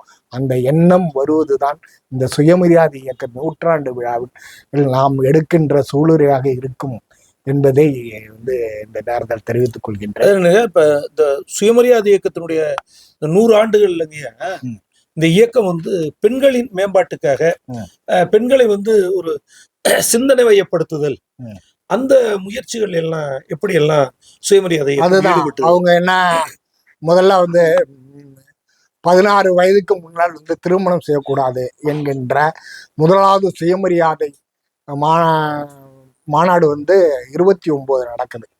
பிப்ரவரி வந்து 17, 18 1929 செங்கல்பட்டில் நடக்குதுங்க. அதில் வந்து ஏராளமான தீர்மானங்கள் இயற்றப்பட்டது. அது அதில் தான் சொல்றாங்க முதல்ல வர்ண பேரம் ஒழிக்கணும், பெண்களுக்கு வந்து சொத்துரிமை வேண்டும், சின்ன தொடக்க பள்ளிகள்ல ஆசிரியர்களாக பெண்களை அமர்த்த வேண்டும் என்கின்ற பல திட்டங்கள், பாலிய விவகாரம்லாம் செய்யக்கூடாது என்கின்ற திட்டங்களை எல்லாம் தந்தை பெரியார், அது மட்டும் இல்லாமல் தடித்து விடப்பட்ட பெண்கள், கைம்பெண்கள், இவர்களெல்லாம் எங்கள் மாநாட்டுக்கு வாருங்கள் என தந்தை பெரியார் அவர்கள் அந்த மாநாட்டின் முன் வந்து வேண்டுகோள் வைத்தார்கள். அதில் ஏராளமான ஒரு 10,000 பேர் அதில் கலந்து கொண்டார்கள். செங்கல்பட்டில் தான் அந்த மாநாடு நடந்தது. அதனுடைய விளைவாகத்தான் இன்றைக்கு பெண்கள், ஏற்கனவே நெறியாளர் சொன்ன சொத்தில் பெண்களுக்கு பங்கு இருக்க வேண்டும், கல்விக்கூடங்களுக்கு பெண்கள் வந்து அனுப்பப்பட வேண்டும், அவர்களை படிக்க வைக்க வேண்டும் என்கின்ற ஏராளமான திட்டங்களை வந்து நீதி கட்சிக்கு முன்வைத்தார். அதை நீதி கட்சிக்காரர்கள் ஏற்றுக்கொண்டார்கள். எதெல்லாம் வந்து காங்கிரஸில் வைத்து அது முடியாதப்போ நீதி கட்சிக்கு அனுப்பும் போது அதையெல்லாம் ஒரு பேலன்ஸ்டு ஒரு கவர்மெண்டா நீதி கட்சி தந்தை பெரியார் அவர்கள் சொல்லுக்கு கட்டுப்பட்டு பல செயல்கள் செய்தது. அதன் விளைவாகத்தான் அன்றைய காலகட்டத்தில் நம்மை போன்ற வெகு மக்கள் பல இடங்களுக்கு வருவதற்கான வாய்ப்பு ஏற்பட்டது. அது பாருங்க, சுயமரியாதை இயக்கத்தினுடைய ஒரு மிகப்பெரிய வெற்றியாக, ஒரு சிந்தனை முதிர்ச்சி பெற்ற ஒரு செய்தியாக மலேசியாவில் இருந்து ஒரு பல்கலைக்கழகத்தை சேர்ந்த ஒரு ஆய்வாளர் எழுதியிருக்கிறாங்க. ஒரு கட்டுரை ஒன்று படித்தேன். அதில் என்ன சொல்கிறாங்கன்னா, உலகத்தில் வந்து எந்த ஒரு இயக்கமாக வந்து விதவைகள் மறுமணம், அது விதவைகள் நல்வாழ்வை பற்றி பேசியிருக்காங்க. அவங்க நல்லா இருக்கணும், அவங்க வந்து துன்பப்படக்கூடாது என்ற அளவில் தான் பேசினாங்களே தவிர மறுமணத்தை பற்றி பேசியது தந்தை பெரியார் ஒருவர் மட்டுமே அப்படின்னு அந்த சுயமரியாதை இயக்கத்தை பற்றி குறிப்பிடுறாங்க. அதை பற்றி நான் தேடும்போது 1937 பெயர் எனக்கு நினைவில்லை, சரஸ்வதியா என்னன்னு பேர் தெரியல, காரைக்குடியில் வந்து மறுமணம் என்ற ஒரு இதழ் வெளிவந்திருக்குது. அந்த இதழோட வேலை என்னன்னு சொன்னா, இன்னைக்கு எப்படி வந்து இந்த மேட்ரிமோனியல் ஜோடி பொருத்தம் இதெல்லாம் பார்த்துக்கிட்டு இருக்காங்க இல்லைங்களா, அந்த மறுமணம் என்ற இதழில் வந்து செய்தியை என்னன்னு சொன்னா, யார் யார் வந்து விதவைகளா இருக்கிறாங்க, அந்த விதவைகளா இருப்பவர்களை பற்றிய விவரங்களை எல்லாம் போட்டு, இவர்களை நீங்கள் திருமணம் செய்து கொள்ள விரும்பினால் இவர்களை திருமணம் செய்து கொள்ளலாம் என்று சொல்லி, அவங்களோட வயது, அவங்களுக்கு குழந்தைகள் இருந்தா எத்தனை குழந்தைகள் இருக்கிறாங்க என்ற செய்தியெல்லாம் போட்டு மறுமணம் அப்படிங்கிற ஒரு இதழுக்கு வந்து பெரியார் வந்து ஊக்கம் கொடுத்திருக்கிறாரு. அது காரைக்குடியில் நடந்தது 1937. அது மட்டும் இல்ல, இதெல்லாம் பின்னாலதான் பெரியார் வீட்டிலேயே ஒரு விதவை திருமணத்தை பெரியார் அவர்கள் செய்து வைத்திருக்கிறார். அதெல்லாம் எல்லாமே தன்னுடைய வீட்டிலிருந்து ஆரம்பித்ததுதான் அவர் பல விஷயங்கள் செஞ்சிருக்காரு. இதுல ஒரு இதுன்னா, காங்கிரஸுக்கு போறதுக்கு முன்னாடி சரண்மாய் தேவி குருகுலத்தை பற்றி குறிப்பிட்டார்கள். வைக்கம் போராட்டத்திலும் காங்கிரஸ்ல இருக்கும்போது தான் என்று அவர் வந்து அதில் ஒவ்வொரு இங்கே வந்து அவர் வந்து தன்னுடைய பதவியை வந்து பொதுச்செயலாளராக இருந்தார், தலைவராக இருந்தார் தமிழ்நாடு காங்கிரஸ் கமிட்டி. அவர்கள் வந்து இவருக்கு வந்து கடிதம் எழுதுறாங்க. அதை ஏற்றுக்கொண்டு இவர் அங்கே சென்று அங்கே ஒரு பெரிய ஒரு எழுச்சி ஏற்படுத்தின் விளைவாகத்தான் கோயில் நுழைவு போராட்டத்தை, கோயில் வந்து நுழைய அந்த மகாராணி அவர்கள் ஆணையிட்டார்கள். இது எல்லாமே வந்து தந்தை பெரியார் அவர்களுடைய, ஏன்னா எங்க போனாலும் அவர் வந்து அதில் தொடக்கம் முதல் இறுதி வரை வந்து தொடர்ந்து பயணப்பட்டு கொண்டே இருப்பார். எந்த செய்தியிலையுமே இதை இப்ப செஞ்சிட்டோம் அப்படி என்று ஒரு ஆர்ப்பாட்டம் போராட்டம் என்று ஒரு நாள் நிகழ்வே கிடையாது. அவர் தொடர்ந்து அதை வந்து அது வெற்றி பெறும் வரை அதில் எவ்வளவு தூரம் தன்னுடைய பங்களிப்பை செலுத்த முடியுமோ அவ்வளவு தூரம் பண்ணிதான் அவர் வந்து கோயில் நுழைவு இது அந்த தெருக்கள் நுழைவு போராட்டம் இது பண்ணார். அப்புறம் தான் கேட்டாங்க, நீங்க வந்து கோயில் நுழைவு போராட்டத்தை நீங்க ஏன் எடுக்கல அப்படின்னு ஒரு கேள்வி வரும்போது, இப்போது தெருவில் நுழைந்திருக்கோம், விரைவில் கோயில் நுழைவு போராட்டத்தை செய்வோம் என்று அவர்கள் வந்து அறிவித்தார்கள். ஏனென்றால் மனித தன்மைக்கு விரோதமான ஒரு நாயும் பூனையும் ஆடும் பன்றியும் ஓடுகின்ற ஒரு தெருவில் தன்னை சக மனிதன் நடமாட முடியாது, எவ்வளவு ஒரு இழிவான தன்மை, அதையெல்லாம் பெரியாருக்கு வந்து பொறுத்துக்கவே முடியாது. ஏன்னா அவர் தன்னுடைய சின்ன வயசுலேயே அதற்கான இதையெல்லாம் அனுபவிச்சிருந்திருக்கார். அதன் விளைவாகத்தான் அவர் எல்லாரை விடம் கூடுதலாக தன்னுடைய ஒரு செல்வந்தர் வீட்டு பிள்ளையாக இருந்தாலும் கூட இந்த சமூகத்தில் அவர் ஊடாடி இருக்கின்றார். ஏனென்றால் நாமெல்லாம் இன்னைக்கு வந்து பார்க்குறோம், அரியலூர் தஞ்சாவூர் மாவட்டங்களில் நீங்கள் உள் கிராமங்களுக்கு போனால் பல ஊர்களுக்கு வந்து ரோடு வசதியே இருக்காது. அவர் பயணப்பட்ட காலங்கள்லாம் எண்ணி பார்க்கணும்னா அவ்வளவு மோசமாக இருக்கும். இப்போ ஒரு சமீபத்தில் உதாரணம் 1953 காலகட்டத்தில் போல ஒரு ஊருக்கு போறாரு. ஊருக்கு ரோடே கிடையாது. 3 கிலோமீட்டரு மக்கள் வந்து ரோட்டை வந்து சரி செய்து அவர் அழைத்து போகின்ற சம்பவங்கள்லாம் நடந்திருக்குது. இப்படி ஊராக போய் இந்த பிரச்சாரத்தின் பண்ணையின் விளைவாகத்தான் ஓரளவுக்கு நமக்கு கல்வி, வேலைவாய்ப்பு போன்றவற்றில் நாம் வந்து ஒரு ஒரு நிலைக்கு வந்து இருக்கின்றோம். ஆனால் இது மட்டுமே போதாது. நாம் செல்ல வேண்டிய தூரம் இன்னும் கூடுதலாக இருக்கின்றது. இந்திய அரசை வந்து நாம் மாற்றாத வரை இதில் வந்து பெரிய மாற்றமே வராது. தந்தை பெரியார் அவர்கள் பற்றி சொல்லுவாங்க, அவர் என்ன கடவுள் இல்லைங்கிறாரு, ஜாதி இல்லைங்களா, மதம் இல்லைங்கிறாரு, பெண்ணடிமைத்தனை ஒழியுங்கிறாரு. இது எல்லாமே மேல் கட்டமைப்பாக தானே இருக்கு. அவர் என்ன பொருளாதாரத்தை பற்றி அவர் எதுவும் பேசலையே அப்படிங்கிற வந்து குற்றச்சாட்டு இருக்கும். அவருடைய ஐயாவுடைய இது என்னன்னா, பொது உரிமையே உனக்கு கிடையாது, நீ மனுஷனாவே இல்லை, முதல்ல மனித தன்மைக்கான உரிமையை நீங்க கேட்டு பெறுங்கள், அப்புறம் தானே நீங்க உடைமையை பத்தி பேசலாம். இப்பயே நீங்க உடைமையை வந்து உங்களுக்கு பங்கிட்டு கொடுத்தால் யாருக்கு ஏற்கனவே உரிமை இருக்காரா அவன் எளிதாக அதை அபகரித்துக் கொள்வான். நாம கூட இப்ப உடைமை இருக்கு, ஆனா அடுத்த நாளைக்கே வந்து நம்மளுடைய ஒன்றிய அமைச்சர் நிர்மலா சீதாராமன் வந்து ஒரு வரியை போட்டா நம்மளிடம் இருக்கின்ற உடைமைகள் எப்போது வேணுமானாலும் பறி போகலாம். ஆகவே உரிமை இல்லாத மனிதன் எதற்கும் எந்த உடைமையும் வைத்துக் கொள்வதற்கு முடியாத ஒரு சூழல் தான். இதைத்தான் மனிதன் சொல்லுது.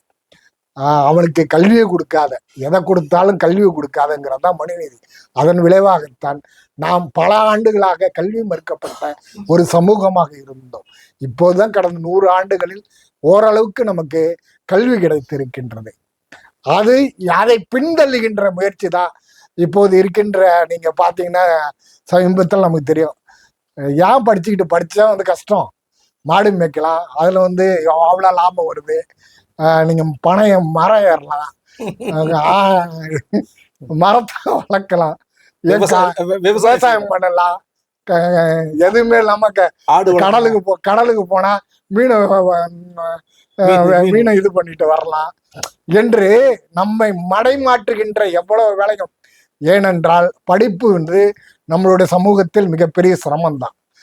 ஐயாலாம் சொன்னாங்க, நான் வந்து எப்படி வந்து பெரியாரின் எழுத்து சீர்திருத்தம் என்னை செதுக்கியது என்கின்ற அவர் வந்து தன்னுடைய இதில் முன்னாடி பகிர்ந்துக்கிட்டாங்க. அதனால இங்க படிப்பு வந்து சிரமமா தான். இங்க ஆணைமுத்து அவர் சொல்றாரு, மண்டையை உடச்சிட்டு படிக்கணுங்குவார். அவரும் அப்படிதான் படிப்பாரு. தன்னோட நாங்க அதிகாலை சென்னையில இருப்பாரு, நாங்க அதிகாலை ஒரு 3 மணிக்கு போகும்போது படிச்சுட்டு உட்காந்துருப்பாரு. அவருக்கு எந்த தேவையுமே கிடையாது. 96 ஆண்டுகள் வாழ்ந்தாரு. 95 ஆண்டுகள் வரை தொடர்ந்து அது பெரியார் ஈவேரா சிந்தனை வச்சிருப்பாரு. ஏதோ ஒரு புத்தகத்தை தொடர்ந்து படிப்பார், மேய்ப்பு திருத்திக்கிட்டு இருப்பாரு என்று தன்னுடைய வாழ்க்கை பயணமே. அவரை யாரும் கேட்கல, இந்த வயசுக்கு மேல நீங்க ஏன் உழைக்கணும், எதுவும் இல்லை. தந்தை பெரியார் அவர்களே சொல்லுவாங்க, தோழர்கள் கேட்பாங்க, 92 93 ஆண்டு காலகட்டத்துல இவ்வளோ வயது முதிர்ந்துடுச்சு, உங்களெல்லாம் நடக்க முடியல, எல்லாமே வந்து ரொம்ப சிரமப்படுறீங்க, நீங்க ஏன் ஓய்வு எடுத்துக்கூடாதுன்னு. அதுக்கு ஐயா சொல்லுவாரு, நான் வந்து காலையில ஒரு 2 இட்லி சாப்பிட்றேன், ஒரு வாழைப்பழம் சாப்பிட்றேன், கொஞ்சம் காப்பி குடிக்கிறேன், மதியானம் இவ்வளோ சோறு சாப்பிட்றேன், புலால் சாப்பிட்றேன், இரவுல 2 சப்பாத்தி சாப்பிட்றேன், காப்பி குடிக்கிறேன். இதுக்கு யாரோ ஒருத்தன் எங்கேயோ பாடுபட்டுக்கிட்டு இருப்பான்ல, அவனுக்காக உரிமையை நான் வாங்கி கொடுக்காம நான் எப்படி இருக்க முடியும், அதனால நான் இயங்கி கொண்டு இருக்கிறேன் என்று சொல்வார். அப்படிப்பட்ட மனிதர்கள் தான் இந்த சுயமரியாதை இயக்கத்தையும் அதன் பிறகு தந்தை பெரியாரின் கொள்கையையும் தமிழகத்தில் பரப்புகின்ற தன்மையில் இருந்து கொண்ட. இதுதான் நமக்கு முன்னோர்கள், நம்மளுடைய முன்னோர்கள் இவர்கள் தான். இவர்கள் காட்டிய வழிதான் இதெல்லாம். இல்லை என்றால் நம்மளை RSS கபலீகரம் செய்திடும். அவனுக்கு வேற ஒன்றும் இல்லை. அதோட ஒரு பேச்சாளர் சீனிவாசன் ஒருத்தர் இருக்காரு. அவரு பேராசிரியர் எந்த காலேஜ்லன்னு தெரியல. அதனால நான் அப்படி சொன்னேன். ஐயா எடுத்து கொடுக்குறாரு. ஒண்ணும் கிடையாது. தாழ்த்தப்பட்ட வகுப்பு பகுதிகளுக்கு எப்படி போறோம்னா விளக்கு பூஜை என்கின்ற பெயரில் போறோம். எப்படி பக்தியோட போறோம் பாருங்க. பக்தியோட போய் அங்க இருக்கிற மக்களை மயக்குகின்ற தன்மை. ஏன்னா பக்தியை நம்ம விட்டு பிரிக்க முடியாத தன்மை இருக்கிறதால இந்த வெகு மக்கள் அதற்கு வெளியிடாகிறார்கள். அவன் அது எளிமையா எடுத்துட்டு போறான். பக்தி கோயிலு இது சொல்லி கொடுக்கறது. அது இந்த தமிழக அரசு இப்போது அந்த இது கந்த சஷ்டி கவசம் பாடுறதுக்கு ஊக்குவிக்க இதெல்லாம் நிறுத்தி கொள்ள வேண்டும். இவர்கள் இதெல்லாம் மறுபரிசீலனை செல்ல வேண்டும். அதாவது நீங்க இந்து அறநிலைத்துறை அமைச்சராக இருக்கின்றீங்க. உங்களுடைய பணி என்னவென்றால் வருகின்ற வருமானம் சரியாக வருகின்றதா, எங்கேயும் களவாடப்படவில்லையா என்கின்ற பார்த்து அதை கல்வி, வேலைவாய்ப்பு போன்ற மக்கள் நலத்திட்டங்கள், மருத்துவம் போன்ற எண்ணற்ற திட்டங்கள் இருக்கின்றது. மக்கள் நல்வாழ்வுக்கான ரோடு போடலாம், ஊர்ல மின் விளக்கு போடலாம், குடிநீர் கட்டலாம்.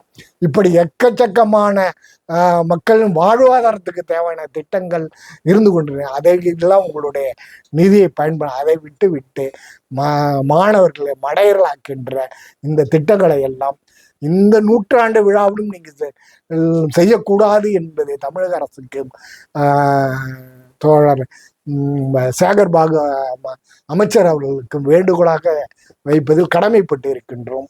அது 1921 பெரியாருடைய, அதாவது அப்ப சுயமரியாதை இயக்கம் தொடங்கல. ஆனா தொடங்குறதுக்கு முன்னாடியே அவருக்கு எல்லாம் சமமா இருக்கணும் என்ற சிந்தனை வருகிற போது இந்த வாக்களிக்கும் உரிமை ஏன் பெண்களுக்கு இல்லை அப்படிங்கிற ஒரு சிந்தனை. அப்ப யாரெல்லாம் வாக்களித்தார்கள் என்று சொன்னால், யாருக்கெல்லாம் நிலவுடைமை அந்த நிலவுடைமை இருந்து யாரெல்லாம் இந்த பசலின்னு சொல்லக்கூடிய வரியை நிலவரி செலுத்தினார்களோ அவர்களுக்கு மட்டும்தான் ஓட்டு கொடுத்துருக்காங்க. அப்ப பெண்களுக்கு ஓட்டு கொடுக்க முடியாது. தாழ்த்தப்பட்டவர்களுக்கு நிலவுடைமை கிடையாது. அதனால அவங்களுக்கு வாக்கு கிடையாது. அது ஆல்ரெடி அப்படியே இருந்து போச்சு. ஆனால் நில உடைமை சார்ந்தவர்களுடைய மனைவிகளுக்கும் அது மறுக்கப்பட்டதுன்னு பெரியார் எதிர்த்து போராடுறாங்க. அப்ப முத்துலட்சுமி அம்மா அந்த போராட்டத்தை தொடங்குறாங்க. தொடங்கி பெண்களுக்கு வாக்களிக்க உரிமையை கொடுங்க அப்படின்னு சொல்றாங்க. அப்புறம் பல்வேறு போராட்டங்களுக்கு முன்னாடி அந்த கோரிக்கை வெற்றி பெறுது. ஆனா அது பின்னணியில இருந்து முத்துலட்சுமி ரெட்டி அம்மாவுக்கு கருத்துக்களை சொன்னவர் தந்தை பெரியார்னு குறிப்பிட்டிருக்காங்க. அது மட்டும் அல்லாமல் அப்ப சமூகத்துல இன்னொன்னு என்ன நிகழ்ந்துச்சுன்னா, என்னையா பொம்பளைங்களுக்கெல்லாம் ஓட்டுரிமை கொடுத்துட்டீங்க, ஒரு தாழ்த்தப்பட்ட பிற்படுத்தப்பட்ட சமூகத்துல நில உடைமை இல்லாத ஆண்களுக்கு ஏன் கொடுக்க கூடாது என்று சொல்லி அப்புறம் ஆண்களும் வாங்கினாங்க. அப்ப பெரியார் பெண்களுக்கு வாக்களிக்க உரிமையை 1921 பெற்று தந்தனுடைய விளைவு கொஞ்ச காலத்துல நில உடைமை இல்லாத ஆண்களுக்கும் கிடைச்சது அப்படிங்கிற ஒரு செய்தி. இதை வரலாற்று கண்ணோட்டத்தோட ஒரு ஆய்வாளர் எப்படி பாக்குறாருன்னு சொன்னா, உலகத்தினுடைய மிகப்பெரிய ஜனநாயக நாடுன்னு சொல்லக்கூடிய அமெரிக்க ஐக்கிய குடியரசுல 1951 தான் பெண்களுக்கு வாக்களிக்க உரிமை வந்திருக்குது. ஆனா தமிழ்நாட்டில் மட்டும் 1921 வாக்களிக்க உரிமை அப்படிங்கிறது. அப்ப இந்த சுயமரியாதை சிந்தனைகள் பெரியார்ட்ட ஓடிட்டே இருந்தது.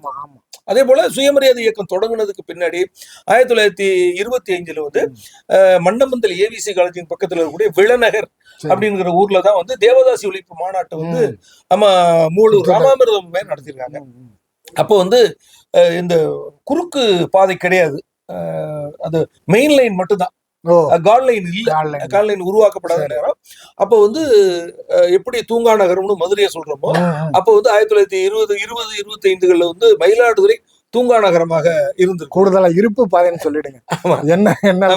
இருப்பு பாதை அந்த மெயின் லைன்ல இருந்திருக்கு. அப்ப அவங்க நடத்தின அந்த மாநாட்டிற்கு மயிலாடுதுறையில காலடிப்படாத தலைவர்கள்னு சொன்னா காந்தி, நேருவை தவிர எல்லாருமே இறங்கி இருக்கிறாங்க மயிலாடுதுறையில. அப்படி ஒரு மிகப்பெரிய கூட்டம் நடந்திருக்குது. தேவதாசி ஒழிப்பு கூட்டம் நடந்தது. தேவதாசி ஒழிப்பு அதை முன்னெடுத்திருக்காங்க. ஆனால் அந்த ராமாமிர்தம் அம்மையார் மாநாட்டை நடத்துவதற்கும் அந்த தேவதாசி ஒழிப்பு தீர்மானத்தை கொண்டு வருவதற்கும் சட்டமன்றத்துல தீர்மானத்தை அதுக்கப்புறம் முத்துலட்சுமி கொண்டு வந்திருக்கும் எல்லாத்துக்குமே பெரியார் பின்னாடி இருந்திருக்கு. முத்துலட்சுமி அவங்கள்ட்ட போய் கேட்டிருக்கிறாங்க பெரியார்ட்ட ஐயா இப்படி இவரு புதுக்கோட்டை சத்தியமூர்த்தி வந்து கடுமையா எதிர்க்கிறாங்கய்யா, அதை என்னையா பண்றது அப்படின்னு கேட்கும்போதுதான் பெரியார் சொல்றாரு, எல்லாத்தையும் எல்லா அறிவுரையும் சொல்லிட்டு அவர் வந்து தேவதாசி முறையை நீடிக்கணும்னு சொன்னாருன்னா நீ இந்த பதில சொல்லு. என்ன சொல்றாரு, தேவதாசி முறையில இருந்துட்டு நாங்க வந்து கடவுள்களுக்கு வந்து சேவை செய்து நாங்க மிகப்பெரிய பலனை அனுபவிச்சிட்டோம். இனி வரும் ஒரு 100 ஆண்டுகளுக்கு நாங்க அனுபவிச்சிட்டோம், வரும் 100 ஆண்டுகளுக்கு உங்கள் சமூகத்து பெண்ணை நீங்க தேவதாசியா மாற்றுங்கன்னு சொல்லுங்கம்மா. அவன் வந்து வாயையும் பின்பொறியையும் சேர்த்து பொத்தி கொள்வான் அப்படின்னு பெரியார் சொல்லியிருக்கிறாரு. அப்புறம் அம்மா வந்து முத்துலட்சுமி மறுபடியும் அதே சொல்றாங்க. பெரியார் என்ன நினைத்தாரோ அதை போலவே சத்தியமூர்த்தியர் வாயை பொத்தி கொண்டார், பின்பொறியை பொத்தி கொண்டு சும்மா இருந்தார். அப்ப ஒரு சுயமரியாதை இயக்கணுங்கிறது ஒரு காலங்காலமாக நீங்க சொன்னீங்களே, இந்த சனாதனத்தால இந்த சமூகம் பின்னி பிணைக்கப்பட்டது அப்படிங்க, அதையெல்லாம் வந்து அந்த கண்ணிகளை வந்து உடைக்கிறார். அது எந்த இடத்துல அடித்தா அது அது உடையும், சமூகம் எங்கு விடுதலை பெறும் அப்படிங்கலாம் பார்த்து பெரியார் வந்து இந்த சுயமரியாதை இயக்கத்தை கொண்டு செலுத்துகிறார். அப்புறம் அந்த சுயமரியாதை இயக்கம் தான் திராவிடர் கழகமா மாறுது. ஆமா ஆமா, அந்த வரலாற்று 1938 இந்த இந்திய எதிர்ப்பு போராட்டம் வந்து இருக்கும்போது சிறையில வந்து தந்தை பெரியார் அவர்கள் இருக்காங்க, பெல்லாரி சிறையில இருக்காங்க. அப்போ வந்து நீதி கட்சி ஆட்சி இல்லாம ஆட்சி அதிகாரம் வந்து பறிப்போயிடுது. அதன் விளைவாக நீதி கட்சிக்கும் தலைவராக தந்தை பெரியார் அவர்கள் இருக்கணும்னு ஏடி பன்னீர்செல்வம் அவர்கள் வற்புறுத்தின் விளைவாக அவரும் ஒத்துக்கிறார். சிறையில இருந்து இங்க தலைவர் ஆயிடுறாரு. அவருடைய படத்தை திறந்து வைத்து இனிமே வந்து தந்தை பெரியார் தான் நீதி கட்சியின் தலைவர் என்று அறிவிக்கப்படுகின்றார். இது 1938 44 வரைக்கும் நீதி கட்சிக்கும் அவர் தான் தலைவராக இருக்காரு, சுயமரியாதை இயக்கத்துக்கும் அவர் தான் தலைவராக இருக்காரு. 44 சேலம் மாநாட்டில் தான் இதை ரெண்டுத்தையும் ஒன்றிணைத்து அன்றைக்கு திராவிடர் கழகம் என்கின்ற பெயரை அன்று முதல் இந்த இயக்கம் தாங்கி வருகின்றது. அதனுடைய தொடர்ச்சியா தான் சுயமரியாதை இயக்கத்தை தொடர்ச்சி தான் நீதி கட்சி. இல்ல திராவிடர் கழகம், திராவிடர் கழகமும் வருது. ஆமா, அதாவது சுயமரியாதை நீதி கட்சி ரெண்டும் இணைத்து திராவிடர் கழகமாக அதுக்கு பிறகு வந்து தந்தை பெரியார் அவர்கள் இந்த பெயர் சுட்டுகிறார். கடைசியா நம்ம இந்த சுயமரியாதை இயக்கம் கடந்து வந்த பாதைகளை சொல்லிட்டீங்க. இனி இந்த சுயமரியாதை இயக்கத்தின் தொடர்ச்சியாக இருக்கக்கூடிய திராவிட இயக்கங்கள், ஒட்டுமொத்த திராவிட இயக்கங்கள் வச்சுக்கோங்களேன், அரசியல் இயக்கங்கள்லாம் சேர்ந்து அவைகள் வந்து எப்படி தங்களுடைய சிந்தனைகளை செழுமைப்படுத்தி கொள்ள வேண்டும் என்பதற்கான, ஏன்னா ஒரு பொதுச் செயலாளர் என்ற முறையில வந்து உங்களுடைய கருத்துக்களை பகிர்ந்து கொள்ளலாம். ஒன்றும் இல்லை, முதல்ல வந்து இந்த சுயமரியாதை இயக்கம் வந்து நாம நினைக்கிற மாதிரி உரிமைகள் மட்டும் பேசல, உடைமைகள் சம்பந்தமும் அவர்கள் வந்து தன்னுடைய இத நோக்கத்தை வைத்திருந்தார்கள். அதனாலதான் சுதந்திர தமிழ்நாடு அவர்கள் கேட்டதுக்கு காரணமே தமிழ்நாடு என்கின்ற பகுதி. அவரு ஐயா சொல்லுவாரு, தமிழ்நாடு தமிழருக்கு 1938 சொல்றாரு. விடுதலையில வந்து அது விடுதலையில தொடர்ந்து போடுவாங்க, 56 முதல் தொடர்ந்து அது போடுவாங்க 73 வரைக்கும். அதன் பிறகு அது வந்து எடுத்துட்டாங்க, அது வேற இது, அது இப்போது விவாதத்துக்கு இல்லை. ஆனா இப்ப அந்த இது என்னன்னா, தமிழ்நாடு தமிழருக்குன்னு ஐயா அவங்க சொல்றாங்க. 38லயும் 39 அதுல திராவிட நாடு திராவிடருக்குன்னு. ஏன்னா அன்றைக்கு சென்னை மாகாணமாக இருந்ததன் விளைவாக தெலுங்கர் இருந்தாங்க, கன்னடியர் இருந்தாங்க, மலையாளிகள் இருந்தாங்க. இதன் விளைவாக அவங்க வற்புறுத்ததன் விளைவாக திராவிட நாடு திராவிடருக்கே. ஆனா முழுக்க முழுக்க சென்னை மாகாணத்தை இருக்கின்ற பகுதியை எங்களுக்கு தனியா பிரிச்சு கொடுங்க, முதல்ல டொமினியன் அந்தஸ்தோட கேட்குறாங்க, இந்த பகுதியை மட்டும் எங்களுக்கு பிரிச்சு கொடுங்க, நாங்க உங்களுக்கு கீழே நேரடியா எங்களுக்கும் உங்களுக்குமான இங்கிலாந்துக்குமான ஒரு ஊராக நாடாக இருக்கிறோம் அப்படிங்கிறது தான் அவருடைய முதல் கோரிக்கையா இருந்தது. அதை அவங்க ஏத்துக்கல. அப்புறம் வந்து திருப்பி அன்றைக்கு வந்த குழுக்களுக்கு அறிக்கை கொடுக்குறாங்க. அப்பயும் அவர்கள் நீங்க ஒட்டுமொத்த திராவிடர்களுக்கு நாட்டுக்கான பிரதிநிதிகள் இல்லைன்னு அது மறுக்கிறாங்க. 1945 முதல் தந்தை பெரியார் அவர்கள் அன்றைக்கு வந்து குழுவை எதிர்த்து இனிமே வந்து எங்களுக்கு வந்து தனி சுதந்திர திராவிட நாடு என்கின்ற கோரிக்கைக்கு அவர் வராரு. அதுக்கான வேலை திட்டங்கள்ல மும்முரமா எடுக்கலனாலும் 1956 முதல் அவர் வந்து மற்றவங்கள்லாம் பிரிஞ்சு போயிட்டாங்க, இனி தமிழ்நாடு தமிழருக்கு அதை வந்து பச்சை குத்திங்க என்கின்ற தன்மையில் அவர் வில்லை அணிந்து கொள்ளுங்கள் என்கின்ற தன்மையில் அவர் சொன்னார்கள். அவர் இறக்கும் வரை இதில் தான் உறுதியாக இருந்தார். அவரோட நோக்கம் என்னன்னா, இவ்வளோ பெரிய தமிழ்நாடு கூட அவருக்கு வேண்டாம், ஒரு சின்ன வட்டமாக இருந்தாலும் அந்த ஊர்ல ஜாதி ஒழிஞ்சிடணும், வருணாசிரமம் ஒழிஞ்சிடணும். அதுதான் அவருடைய மூல நோக்கம். வருணாசிரமம் ஒழிந்தா ஆட்டோமேட்டிக்காக நம்மளுடைய மிகப்பெரிய வேலை இல்லாம போவோம். அப்புறம் உடைமையை பற்றி அப்புறம் பேசிக்கொள்ளலாம் என்பதுதான் தந்தை பெரியாருடைய இதா இருந்தது. அப்புறம் சுயமரியாதை இயக்கத்தினுடைய ஒரு வெற்றியாக ஆய்வாளர்கள் குறிப்பிடுற ஒரு செய்தி பார்த்தீங்கன்னா, தீபாவளி என்கின்ற ஒரு தேசிய திருவிழாவாக, அது இந்து மக்களுடைய ஒரு திருவிழாவாக பண்டிகையாக இருந்த ஒன்றை வந்து என்ன பண்றாங்க, இந்தியா முழுக்க கொண்டாடப்படக்கூடிய ஒரு விழாவாக மாத்திக்கிட்டு வர்றாங்க. 30களிலே அது தொடங்குது. அப்ப பெரியார் வந்து அதை கடுமையாக எதிர்க்கிறார். எப்படா பூமாதேவி தேவர் குலத்தை சேர்ந்தவங்க, அவங்க அவருடைய கணவர் பிரம்மாவும் அவரும் இருக்கு, அப்புறம் எப்படி நரகாசுரம் பிறப்பாரு, எப்படி பிறந்தாருன்னு சொல்லி பெரியார் வந்து அதை பேசிட்டு. அப்ப பெரியார் வந்து இந்த தீபாவளிக்கு எதிராக பொங்கலை வந்து கொண்டாட வேண்டும் அப்படின்னுங்கிற ஒரு சிந்தனையில வந்து, ஏன்னா அந்த பண்பாடு ஒரு கொண்டாட்ட மனநிலை வேணும் இல்லையா மக்களுக்கு. அப்ப தீபாவளிக்கு இணையாக நம்ம பொங்கலை கொண்டாடணும் அப்படின்னு கொண்டாடுவதற்கு முயற்சியெல்லாம் எடுக்கிற போது, நம்முடைய தமிழறிஞர்கள் திருவிக்கா போன்றவர்கள் எல்லாம் பெரிய பெரிய தமிழர்கள், கே விஸ்வநாதம், இவங்கெல்லாம் சேர்ந்துக்கிட்டு என்ன பண்றாங்க, திருவள்ளுவருடைய பிறந்த நாளை அவங்க கண்டுபிடிக்கிறாங்க. அது எப்படின்னா, கிறிஸ்து பிறப்பதற்கு 31 ஆண்டுகளுக்கு முன்பு அவர் பிறந்தார் என்பதையெல்லாம் வைத்து அவர்கள் ஒரு ஆய்வு செய்து கண்டுபிடிக்கிறாங்க. அப்ப இந்த செய்தியை மக்கள்கிட்ட எப்படி போய் சொல்றது ஒண்ணு, அப்படி சொன்னா மக்கள் ஏற்றுக்கொள்வார்களா? சரி, மக்களே ஏத்துக்கிட்டாலும் ஐயா பெரியார் ஏத்துக்குவாரா என்ற ஒரு சந்தேகம் வந்து பெரியார்கிட்ட மெல்ல போய் சொல்றாங்க. அப்படி, ஐயா நாங்க வந்து இப்படி கண்டுபிடிச்சிருக்கிறோம், அவர் பிறந்து கிறிஸ்து பிறப்பதற்கு 31 ஆண்டுகளுக்கு முன்னாடி வள்ளுவர் பிறந்ததாக நாங்க கண்டுபிடிச்சிருக்கோம் ஐயா. சரி, கண்டுபிடிச்சிட்டீங்க, இப்ப என்ன பண்ண போறீங்க அப்படின்னு இதை பொதுமக்கள்கிட்ட நாங்க சொல்றோம், சொல்லுங்க, நல்லதுதான் அப்படின்னாரு. நீங்களும் வரணும் அந்த கூட்டத்துக்குன்னு கூப்பிடுறாங்க. சார் நான் வர்றேனுங்கிறாரு. அதுல பெரியாருக்கு என்ன மகிழ்ச்சி அப்படின்னு சொன்னா, அது ஜனவரி 15. அப்ப ஜனவரி 14 வழக்கமாக பொங்கல் கொண்டாடப்பட்டிருக்க நேரத்துல இந்த பொங்கலோட அது ஒட்டி வருது என்பதுல வந்து பெரியாருக்கு ஒரு பெரிய மகிழ்ச்சி ஏற்பட்டு 1932 அந்த கூட்டம் வந்து திருச்சியில தான் நடக்குது. அதாவது திருவள்ளுவர் வந்து எப்போது பிறந்தார், திருவள்ளுவர் ஆண்டை கொண்டாடுறாங்க, திருவள்ளுவர் ஆண்டு என்பதை உறுதிப்படுத்துறாங்க.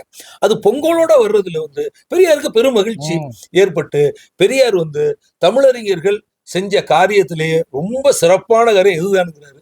தேவாரம், திருவாசகம் அப்படி இப்படின்னு சொல்லாம, பக்தி கித்தின்னு சொல்லாம, புராண கதைகள் எல்லாம் சொல்லாம, நீங்க திருவள்ளுவர் கண்டுபிடிச்சிருக்கிறீங்க, திருவள்ளுவர் பிறந்ததுக்கு முதல் நாள் தான் பொங்கலும் வருது, அதனால பொங்கலையும் கொண்டாடுவோம், திருவள்ளுவர் திருநாளையும் கொண்டாடுவோம், அப்படியே நம்ம மாட்டு பொங்கலையும் கொண்டாடுவோம், 3 நாள் கொண்டாடி நாம் தீர்ப்போம் என்று சொல்லி பெரியார் வந்து 1932 திருச்சியில வந்து பேசுகிறார்.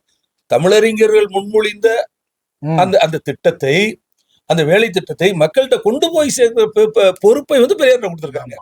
பெரியார் சொன்னதுக்கு பின்னாடி மக்கள் வந்து பெரியார் சொல்றாதுன்னா அதுல ஒரு ஏதோ ஒண்ணு இருக்கும், எது உண்மை இல்லாம அவர் வரமாட்டாரு.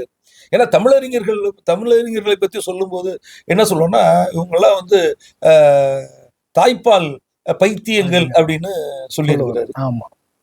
அப்புறம் 2 தமிழ் வாத்தியார் இருந்தாருன்னா அங்க ஒரு வேணும் அப்படின்னு சொல்லுவாரு. அப்புறம் இவங்களுக்கு வந்து பக்தியை தவிர வேற எதுவும் தெரியாது, புராணத்தை தவிர வேற எதுவும் தெரியாது என்று அவருடைய சிந்தனையில இருந்த அந்த சிந்தனையிலிருந்து மாறுபட்டு தமிழறிஞர்கள்லாம் திருவள்ளுவருக்கு வந்து ஒரு ஆண்டை கண்டுபிடித்து அது பொங்கலோடு வந்த போது அதுக்கு பெரியாருக்கு பெருமகிழ்ச்சி ஏற்பட்டு 32 திருச்சியில அதை உரையாற்றி மக்கள்கிட்ட திருவள்ளுவர் ஆண்டை அறிமுகப்படுத்துறாரு, பொங்கலையும் அறிமுகப்படுத்துகிறார் என்ற செய்தி. அதாவது தீபாவளி என்பது புராணம் சார்ந்தது, இந்து மதம் சார்ந்தது அப்படின்னும் போது பொங்கல் என்பது தமிழர் சார்ந்தது, தமிழர்களுடைய விழா அப்படின்னு சொல்றாங்க. அதனாலதான் பாத்தீங்கன்னா இங்க வந்து இஸ்லாமியர்களும் பொங்கல் கொண்டாடுறாங்க, கிறிஸ்தவர்களும் பொங்கல் கொண்டாடுறாங்க. ஆனா தீபாவளி வந்து இந்து மதம் சார்ந்து மட்டும் தான் நடக்குது என்று சொல்லி இதை என்ன பண்றாரு, இங்க தமிழர்களுக்கான ஒரு ஒட்டுமொத்த விழாவாக பெரியார் வந்து மாற்றாரு. இது வந்து சுயமரியாதை இயக்கத்தினுடைய ஒரு மிகப்பெரிய வெற்றியாக JNUல இருந்து ஒரு கட்டுரை போட்டிருந்தாங்க.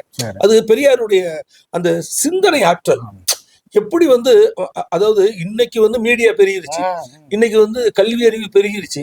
இந்த சமயத்துல வந்து ஒருத்தர் சொல்றது நல்லதா கெட்டதா தேவையா தேவையில்லையா என்பதெல்லாம் இன்னைக்கு உணர்ந்து கொள்ள முடியும். அன்னைக்கு கல்வி அறிவு குறைந்திருந்தது. குறைந்திருந்த காலங்கள்ல பெரியார் சொல்வது சரி என்று உணர்கிற ஒரு மனநிலையோடு மக்கள் இருந்திருக்கிறாங்க என்பதுதான் இந்த சுயமரியாதை இயக்கத்தினுடைய மிகப்பெரிய வெற்றியாக பார்க்கிறோம் சொல்லி ஆய்வாளர்கள் பலரும் இதை குறிப்பிட்டிருக்கிறாங்க. அது ஒரு சுயமரியாதை இயக்கத்தினுடைய நூற்றாண்டு விழாவுக்கு ஒரு பெருமை சேர்ப்பது. இப்ப பெரியார் வந்து அவர்கள் அழைத்து கேட்டாங்கன்னு ராஜகோபாலாச்சாரியாவே எதுக்கு பெரியார காங்கிரஸ்ல சேர்த்தாருன்னா, அன்றைக்கு நீதி கட்சி வளர்ச்சியை தடுக்கணுங்கிறதுக்காக தான் ஒரு பெரிய மாஸ் வேணும் தேவைப்படுது, மாஸ் லீடர் தேவைப்படுதுங்கிற தன்மையில தான் தந்தை பெரியார உள்ளுக்கு கூப்பிட்டாங்க. அவர் அங்க போய் ஆய்வு செஞ்சுட்டு தான் காங்கிரஸ் வந்து பார்ப்பனர்களுக்காக பார்ப்பன மேலாதிக்கத்தை நிறுவதுக்கு தான் இருக்குது என்பதை கண்டு உணர்ந்து தான் அதுலேருந்து வெளியேறலாம். அது மட்டும் இல்லாமல் ஒரு செய்தி, 1925 அவர் வெளியில வராரு. ஆனாலும் 27 வரை அவருக்கு காந்தி மேல ஒரு பற்று இருந்தது. அவரை திருப்பி ஒரு நாள் வந்து ஒரு பேட்டிக்காக பெங்களூர்ல சந்திக்கிறார். அப்ப காந்தி வந்து நமக்கு தெரியும், அதுக்கு பிறகு 48 சுட்டு கொல்லப்படுறான். ஆனா 1927 காலகட்டத்திலே தந்தை பெரியார் அவர்கள் காந்திகிட்ட சொல்லிட்டு வந்திருப்பாரு, இந்து மதத்துல நீங்க சீர்திருத்தம் பண்ண நினைச்சா உங்களை அந்த மதம் வந்து சும்மா இருக்க கூடாது என்று அது இன்றைக்கும் பதிவுல இருக்கு. வாய்ப்பு இருக்க தோழர்கள் படிச்சு பாருங்க. கடைசி வரி இதுதான். அந்த பேட்டியில பெங்களூர்ல போய் பார்ப்பாரு, நீங்கள் இந்து மதத்துல கை வச்சீங்கன்னா உங்களை அவர்கள் சும்மா இருக்க விட மாட்டாங்க அப்படின்னு தான் சொல்லியிருக்காங்க. அப்புறம் ஆய்வாளர்கள் எப்படி பாக்குறாங்கன்னா, பெரியார் வந்து ஒரு அது மட்டும் இல்லைங்கய்யா, அந்த திருக்குறள் மாநாடு அவரு தான் கூப்பிட்டாரு. அதன் விளைவாகத்தான் பல நூல்கள் வந்தது. திருக்குறள் தெளிவுரை, முரசு, மலரு எல்லாம் ஆணைமுத்துவே திருக்குறள் மலர்னு இதே திருச்சியில் நடத்தியிருக்காரு. அதுக்கு பிறகு 57 குறள் முரசு நடத்திருக்காரு. அதுக்கு முன்னாடி குறள் மலர் நடத்திருக்காரு. அதனால அந்த தொண்டர்கள் வந்து நிறைய நாமளும் என்ன நினைக்கிறோம், அவர் வந்து தமிழை வந்து காட்டுமிராண்டு மொழின்னு சொல்லிட்டாரு, அவருங்க வந்து தமிழ் அறிஞர்களை வந்து இது பண்ணிட்டாரு. அவருடைய நோக்கம் என்னன்னா, இந்த மொழி அறிவியல் மொழி ஆகும் என்கின்ற தன்மையில் தான் அவர் அவ்வளவும் சொன்னார். அவர் இல்லைன்னா எழுத்து சீர்திருத்தம் அவர் எதுக்கு பண்ணிக்கிட்டு, எழுத்து சீர்திருத்தம் ஒரு மொழி வளரணும், பல இடங்களுக்கு அந்த மொழி பயணப்படணும், பலரும் கற்றுக்கொள்ள வேண்டும், இது அறிவியல் மொழியாக இருக்க வேண்டுகின்ற தன்மையில் தான் அதற்கு குரல் கொடுத்தார். அவரே சொல்லியிருக்காரு, நான் என்னுடைய தமிழ் வந்து நான் வந்து புலவர் கிடையாது, நான் அறிஞர் கிடையாது, நான் ஒரு 3 பேர் குழுவை அமைக்கிறேன்.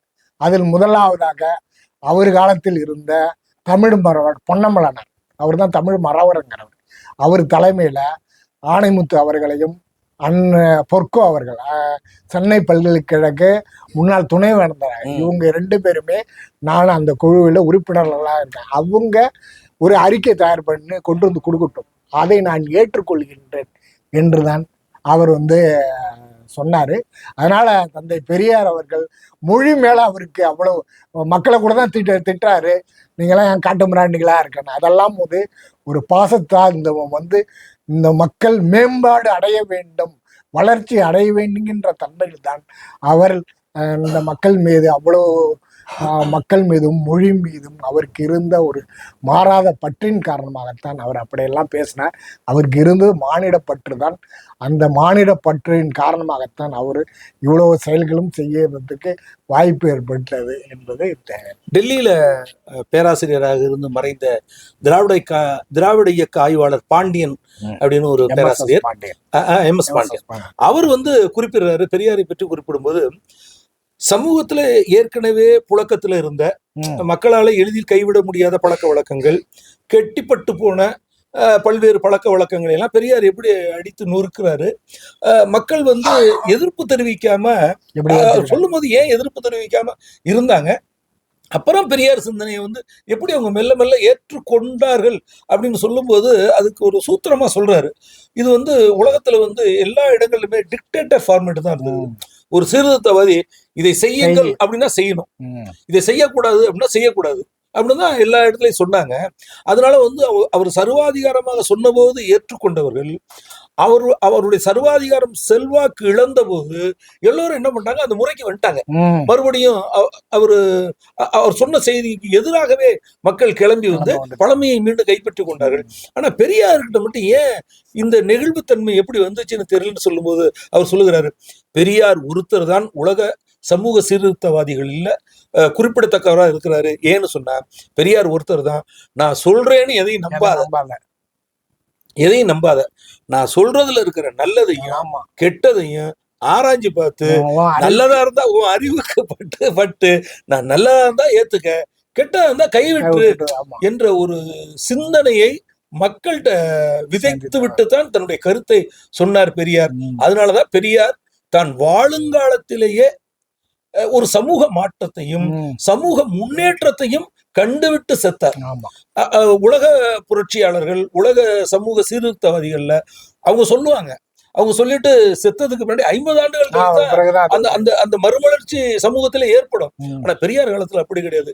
பெரியார் வாழ்ந்த காலத்துல அவர் மறைவதற்கு கிட்டத்தட்ட ஒரு 10-12 ஆண்டுகளுக்கு முன்னாடி அவருடைய சுயமரியாதை திருமணம் செல்லும் என்ற ஒன்றை பேரறிஞர் அண்ணா கொண்டு வர்றாரு. இப்படி ஒண்ணு அப்புறம் அனைத்து அச்சகரானுக்கு கலைஞர் வந்து ஒரு சட்டமன்றத்தை தீர்மானம் கொண்டு வர்றாரு. இப்படி தான் வாழுங்காலத்திலேயே பெரியார் வெற்றிகளை கண்டவர்னு MS பாண்டியன் வந்து குறிப்பிடுறார். அந்த வகையில வந்து இந்த சுயமரியாதை இயக்கம் என்பது ஒரு மிகப்பெரிய பாய்ச்சலை இந்த தமிழ் சமூகத்தில் நிகழ்த்தி இருக்குது என்ற செய்தியை பல்வேறு ஆதாரங்களோட குறிப்பிட்டீங்க. உங்களுக்கு அங்குசம் சமூக அறக்கட்டளையின் சார்பிலும் யாவரும் கேள்வி தமிழியல் பொதுமேடையின் சார்பிலும் நாங்கள் நன்றியை தெரிவித்துக் கொள்கிறோம். முறையாக நன்றி தெரிவிக்க எங்களுடைய ஒருங்கிணைப்பாளர்கள் ஒருவராக இருக்கக்கூடிய பேராசிரியர் சதீஷ் அவர்கள் மிக சிறப்பாக இந்த உரையாடல் நிறைய செய்தி இருக்கு. ஆமா, இந்த ஐயா நீங்க தொடங்கும் போது ஐயா கேட்ட கேள்வி இணங்கின ஒரு கேள்வி. இப்ப 25ல சுயமரியாதை இருக்கும், அதே சமயத்துல வடக்கே தொடங்கப்பட்ட அந்த 3 எழுத்து கொல்லியோடைய அந்த அது வந்து தொடங்கி இருக்கு. ஒரே சமயத்துல வடக்கே இருக்கிற இதுவும் தெற்கு இதுன்னு சொன்னீங்க. இந்த இப்ப நூற்றாண்டு 2 பேருமே நம்ம 2 இயக்கங்களுமே இப்ப நூற்றாண்டுல நின்றுட்டு இருக்கோம்.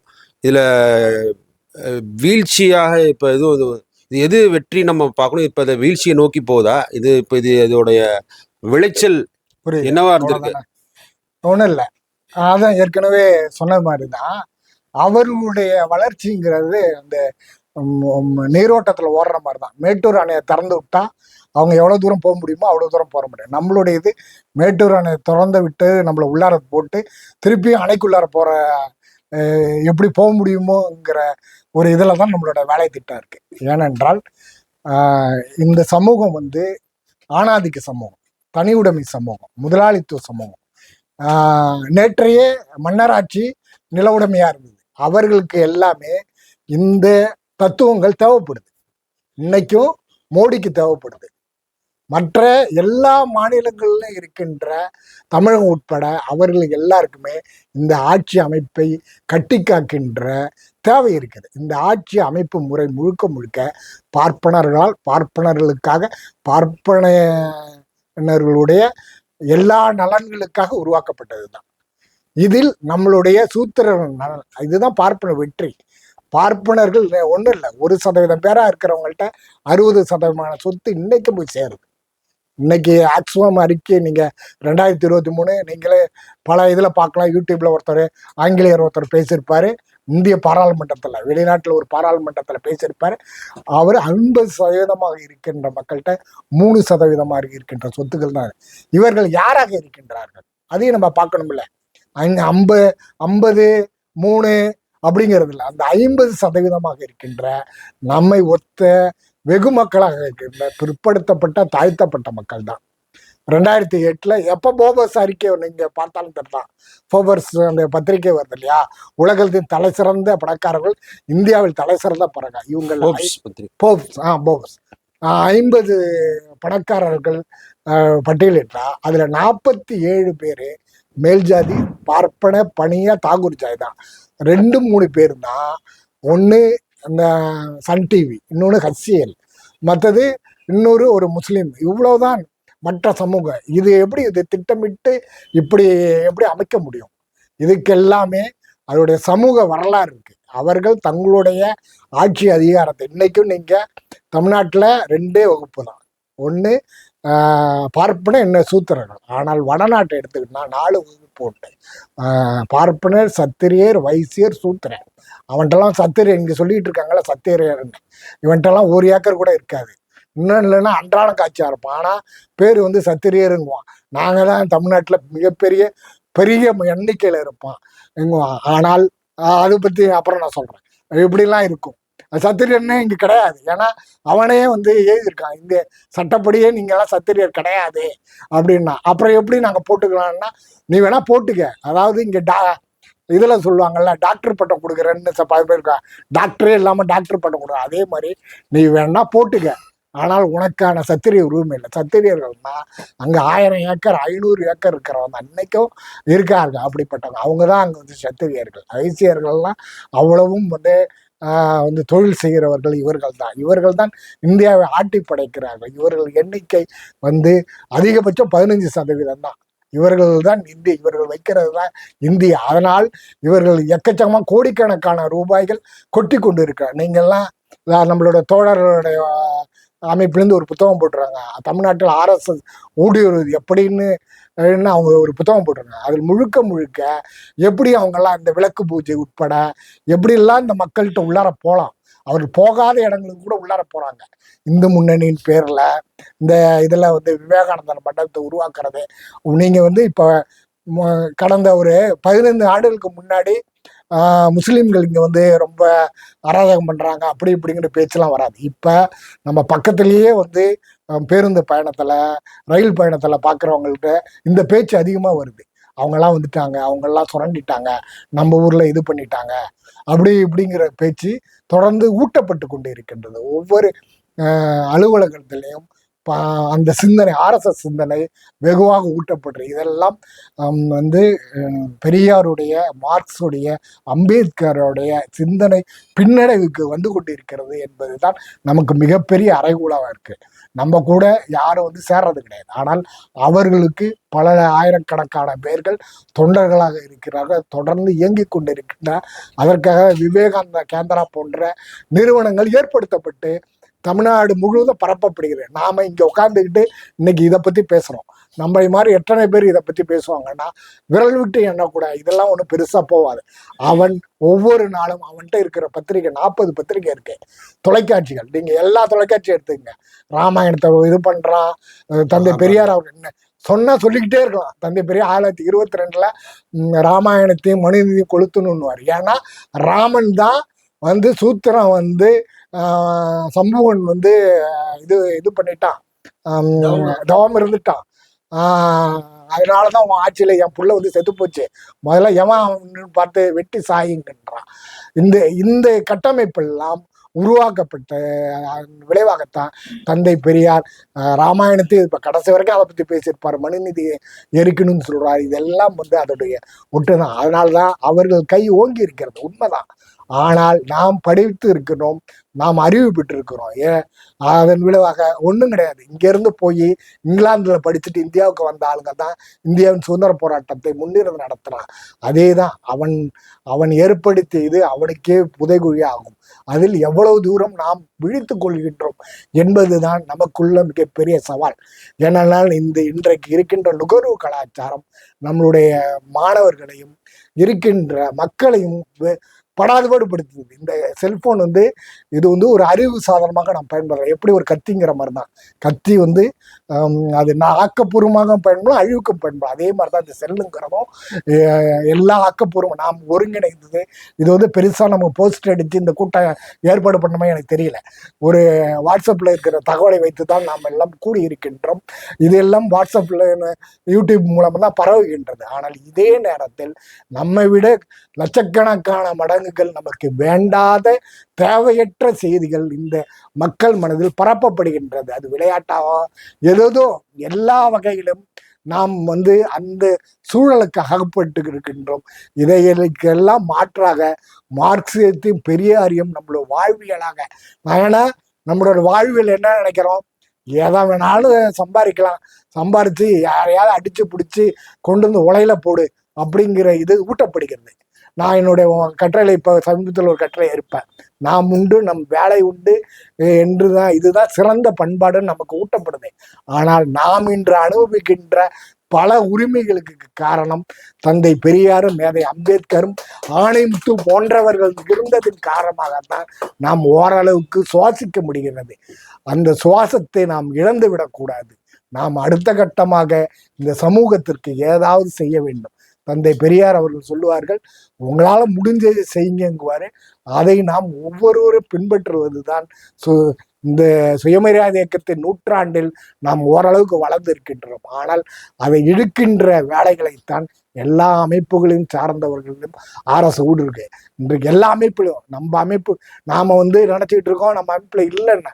ஆனால் அவர்களிடம் நீங்கள் போய் பேசினார்கள், கருத்தினிலே அவர் பிற்போக்குவாக கருத்து முதல்வாதியாக இருப்பதற்கு எல்லா வேலைகளும் செய்து கொண்டிருக்கின்றது இந்திய ஆளுந்த தரப்பு. அவர்களிடம் உற்பத்தி சாதனங்கள் இருக்கின்றது, அவர்களிடம் நீதித்துறை இருக்கின்றது. நீங்க கல்வியும் நீதித்துறையும் தான் மிகப்பெரிய பின்னடைவுக்கு காரணம். கல்வியில நீங்க 4ஆம் வகுப்பு பாடத்துல நீங்க போய் படிச்சுன்னா தெரியும், சரஸ்வதி நாகரிகம் கொண்டு வந்து வச்சுட்டாங்க, சிபிஎஸ்சி பாடத்துல இருக்கு.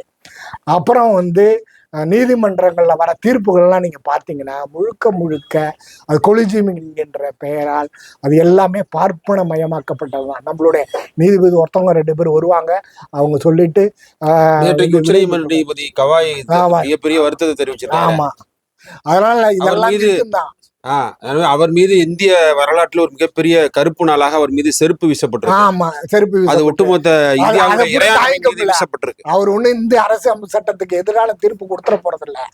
ஆனால் நமக்கு நீ எப்படி நீதிபதியா இருக்க முடியும் என்கின்ற பார்ப்பன மனநிலை தான் இங்க அருகில் உள்ள கீழ்வெண்மணியில தாழ்த்தப்பட்ட தோழர்களை எரிச்சிருப்பாங்க. அந்த இவர்கிட்ட கோபாலகிருஷ்ணன் நாய்கிட்ட போய், ஏன் இது மாதிரி எரிச்சிங்க, அவர்கள் மனிதர்கள் தானே, நான் அவனை முதல்ல மனுஷன் நினைச்சாதானே நான் இருக்காம இருப்பேன். எங்க வீட்டுல இருக்க ஆடு மாடு மாதிரி தான், அவன் எப்படி என்கிட்ட கூலி உயர்வு கேட்க முடியும் அப்படி என்கின்ற இந்த தன்மையில் தான் இங்கே வளர்க்கப்பட்டு கொண்டு இருக்கின்றோம். ஒவ்வொரு நன்றி தோழர். ஏன்னா இன்னைக்கு இருக்கிற நீங்க ஒரே வாரத்துல முடிச்சிட்டீங்க. ஏன்னா நேரம் கருதி இந்த நிகழ்வை இங்க இருக்கின்ற பார்ப்பன வாங்க பார்ப்பன பணியா சிந்தனைக்கு நாம் ஒவ்வொருவரும் கடந்த 2000 ஆண்டுகளாக உட்படுத்தப்பட்டு இருக்கணும். அதில் அங்கெங்கேயும் ஒரு வளர்ச்சி துளிகள் இருக்கிறது. அதை உடைத்து கொண்டு நாம் தான் வர வேண்டும். ஏனென்றால் அந்த மரத்திலிருந்து அந்த விதையிலிருந்து செடி முளைக்குவது போல நாம் அந்த மூங்கில்னு சொல்லுவாங்க, அது கணுக்களாக அது ரொம்ப நாள் கீழே வேறு விடுமா, ஒரு 4-5 ஆண்டுகள். அதுக்கு பிறகு அது வீழ்ச்சி மிகப்பெரிய இருக்கும். அதே மாதிரி தான் வளர்ச்சி அதிகமா இருக்கும். அதே மாதிரி தான் தந்தை பெரியார் அவர்கள் 1938 ஆண்டுகளுக்கு வரை ஒரு மிகப்பெரிய வளர்ச்சியை தமிழகத்தில் பார்த்தார்கள். ஆனால் கூடியிருந்த இவர்கள் அரசியல் காரணங்களுக்காக மற்ற செயல்பாடுகளை பிரிந்து போனதன் விளைவாக அது ஒவ்வொரு காலகட்டத்தையும் நீர்த்து போனது. ஆனால் இன்றைக்கு போதாகாரமாக இருக்கின்ற RSS நாம நினைச்சு பார்க்க முடியாத அளவுக்கு இருக்கு. ஒவ்வொரு இடங்கள்ல அவன் அவ்வளவு அமைப்புகளை வச்சிருக்கான், அவ்வளவுக்கும் நிதி உதவி பண்ணிட்டு இருக்கானோ. இது எல்லாம் அவ்வளவு பண்றதுல 10% நிதியை தூக்கி போட்டோம்னா அங்கங்கேயும் அதற்கான வேலை செய்யறது ஆள் இருக்கிறார்கள். ஆனால் நம்மளுடைய வேலை நம்மளுடைய நேரத்தை நம்ம குடும்பத்தையும் பார்க்கணும், நம்ம வேலையும் பார்க்கணும், அதே நேரத்தில் பொதுப்பணியும் நம்ம செய்வதற்கான ஆட்கள் குறைந்து கொண்டே வருகின்றார்கள். இதையெல்லாம் கவனத்தில் கொள்ள வேண்டும் என்பதை தெரிவித்து நன்றி தோழர். மிக சிறப்பாக இந்த நாள் நிறைவடைந்திருக்கிறது. ஆமா, நேரம் கடந்திருக்கிறது. இது பார்ட் 2 வேணுமா, நீங்க 100 நாள் எடுத்துக்கலாம். ஆமா, 2.0 நிறைய இப்ப வந்துகிட்டு இருக்கு. பெய்க்கெல்லாம் 2.0 3.0 வருது. நல்ல செய்தி வரக்கூடாது, எனக்கு தெரியல. ஆமா, அதனால பேய் படங்கள்லாம் 4.0 போயிட்டு இருக்கு. நல்ல சிந்தனை வரும். எனவே இந்த அங்குசம் சமூக நல அறக்கட்டளை யாவரும் கேளீர் தமிழியல் பொதுமேடை தொடர்ந்து புதிய சிந்தனை களத்தோடு மக்களிடம் நேரடியாக களமாடி கொண்டிருக்கிறோம். இன்றைய தினம் சுயமரியாதை இயக்கம் நூற்றாண்டு ஒட்டி நம்முடைய தோழர், குறிப்பாக மார்க்சிய பெரியாரிய பொது உடைமை கட்சியினுடைய பொதுச் செயலாளர், அது நம்ம திருச்சியை சேர்ந்தவர் அப்படிங்கிறது நமக்கெல்லாம் மிகச்சிறப்பு. இதில் குறிப்பாக என்ன செய்தி அப்படின்னா, இன்னைக்கு தமிழ்நாட்டில் இதுகாரம் வந்து ஏராளமான கல்லூரி பல்கலைக்கழகங்கள் எவ்வளவோ கருத்தரங்கள்லாம் நடந்திருக்கு. அதெல்லாம் விவாதிக்கப்படாத, பேசப்படாத கருத்துக்கள் இந்த அங்குசம் தமிழியல் பொதுமேடையில் தான் இன்றைக்கு பதிவு செய்திருக்கிறது. அதுதான் உண்மை. எனவே இந்த சுயமரியாதையோடு இருக்கிற தமிழர்கள் இன்னும் எதிர்கொள்வதற்கு நெஞ்சுரம் இருக்கிறது. என்றைக்குமே வந்து தமிழ்நாடு மட்டும்தான் எதையும் கடவுளாயினும் ஆகுக, தெய்வத்தால் ஆகாதுன்னு சொன்னது நம்ம தான். அப்படி இருக்கிற சமூகம் தொடர்ந்து கேள்வி எழுப்பும், தொடர்ந்து அதை வந்து எதிர்த்து நிற்கும், தொடர்ந்து ஆய்வுக்கு உட்படுத்தும். மெய்ப்பொருள் காண்பது அறிவு என்பதுதான் தமிழருடைய மரபு. அதைத்தான் அங்குசம் தொடர்ந்து பேசிக் கொண்டிருக்கிறது என்று சொல்லி தொடர்ந்து மெய்ப்பொருளை நோக்கி நாம் நகர்வோம். அறிவு சமூகமே ஆகச்சிறந்த சமூகம் என்று சொல்லி தோழர் துரை சித்தார்த்தனுக்கு பலத்த கரவொலியோடு அங்குசம் தமிழியல் பொதுமேடை அவருக்கு வாழ்த்துக்களை பெருமையோடு சொல்லிக் கொள்கிறோம்.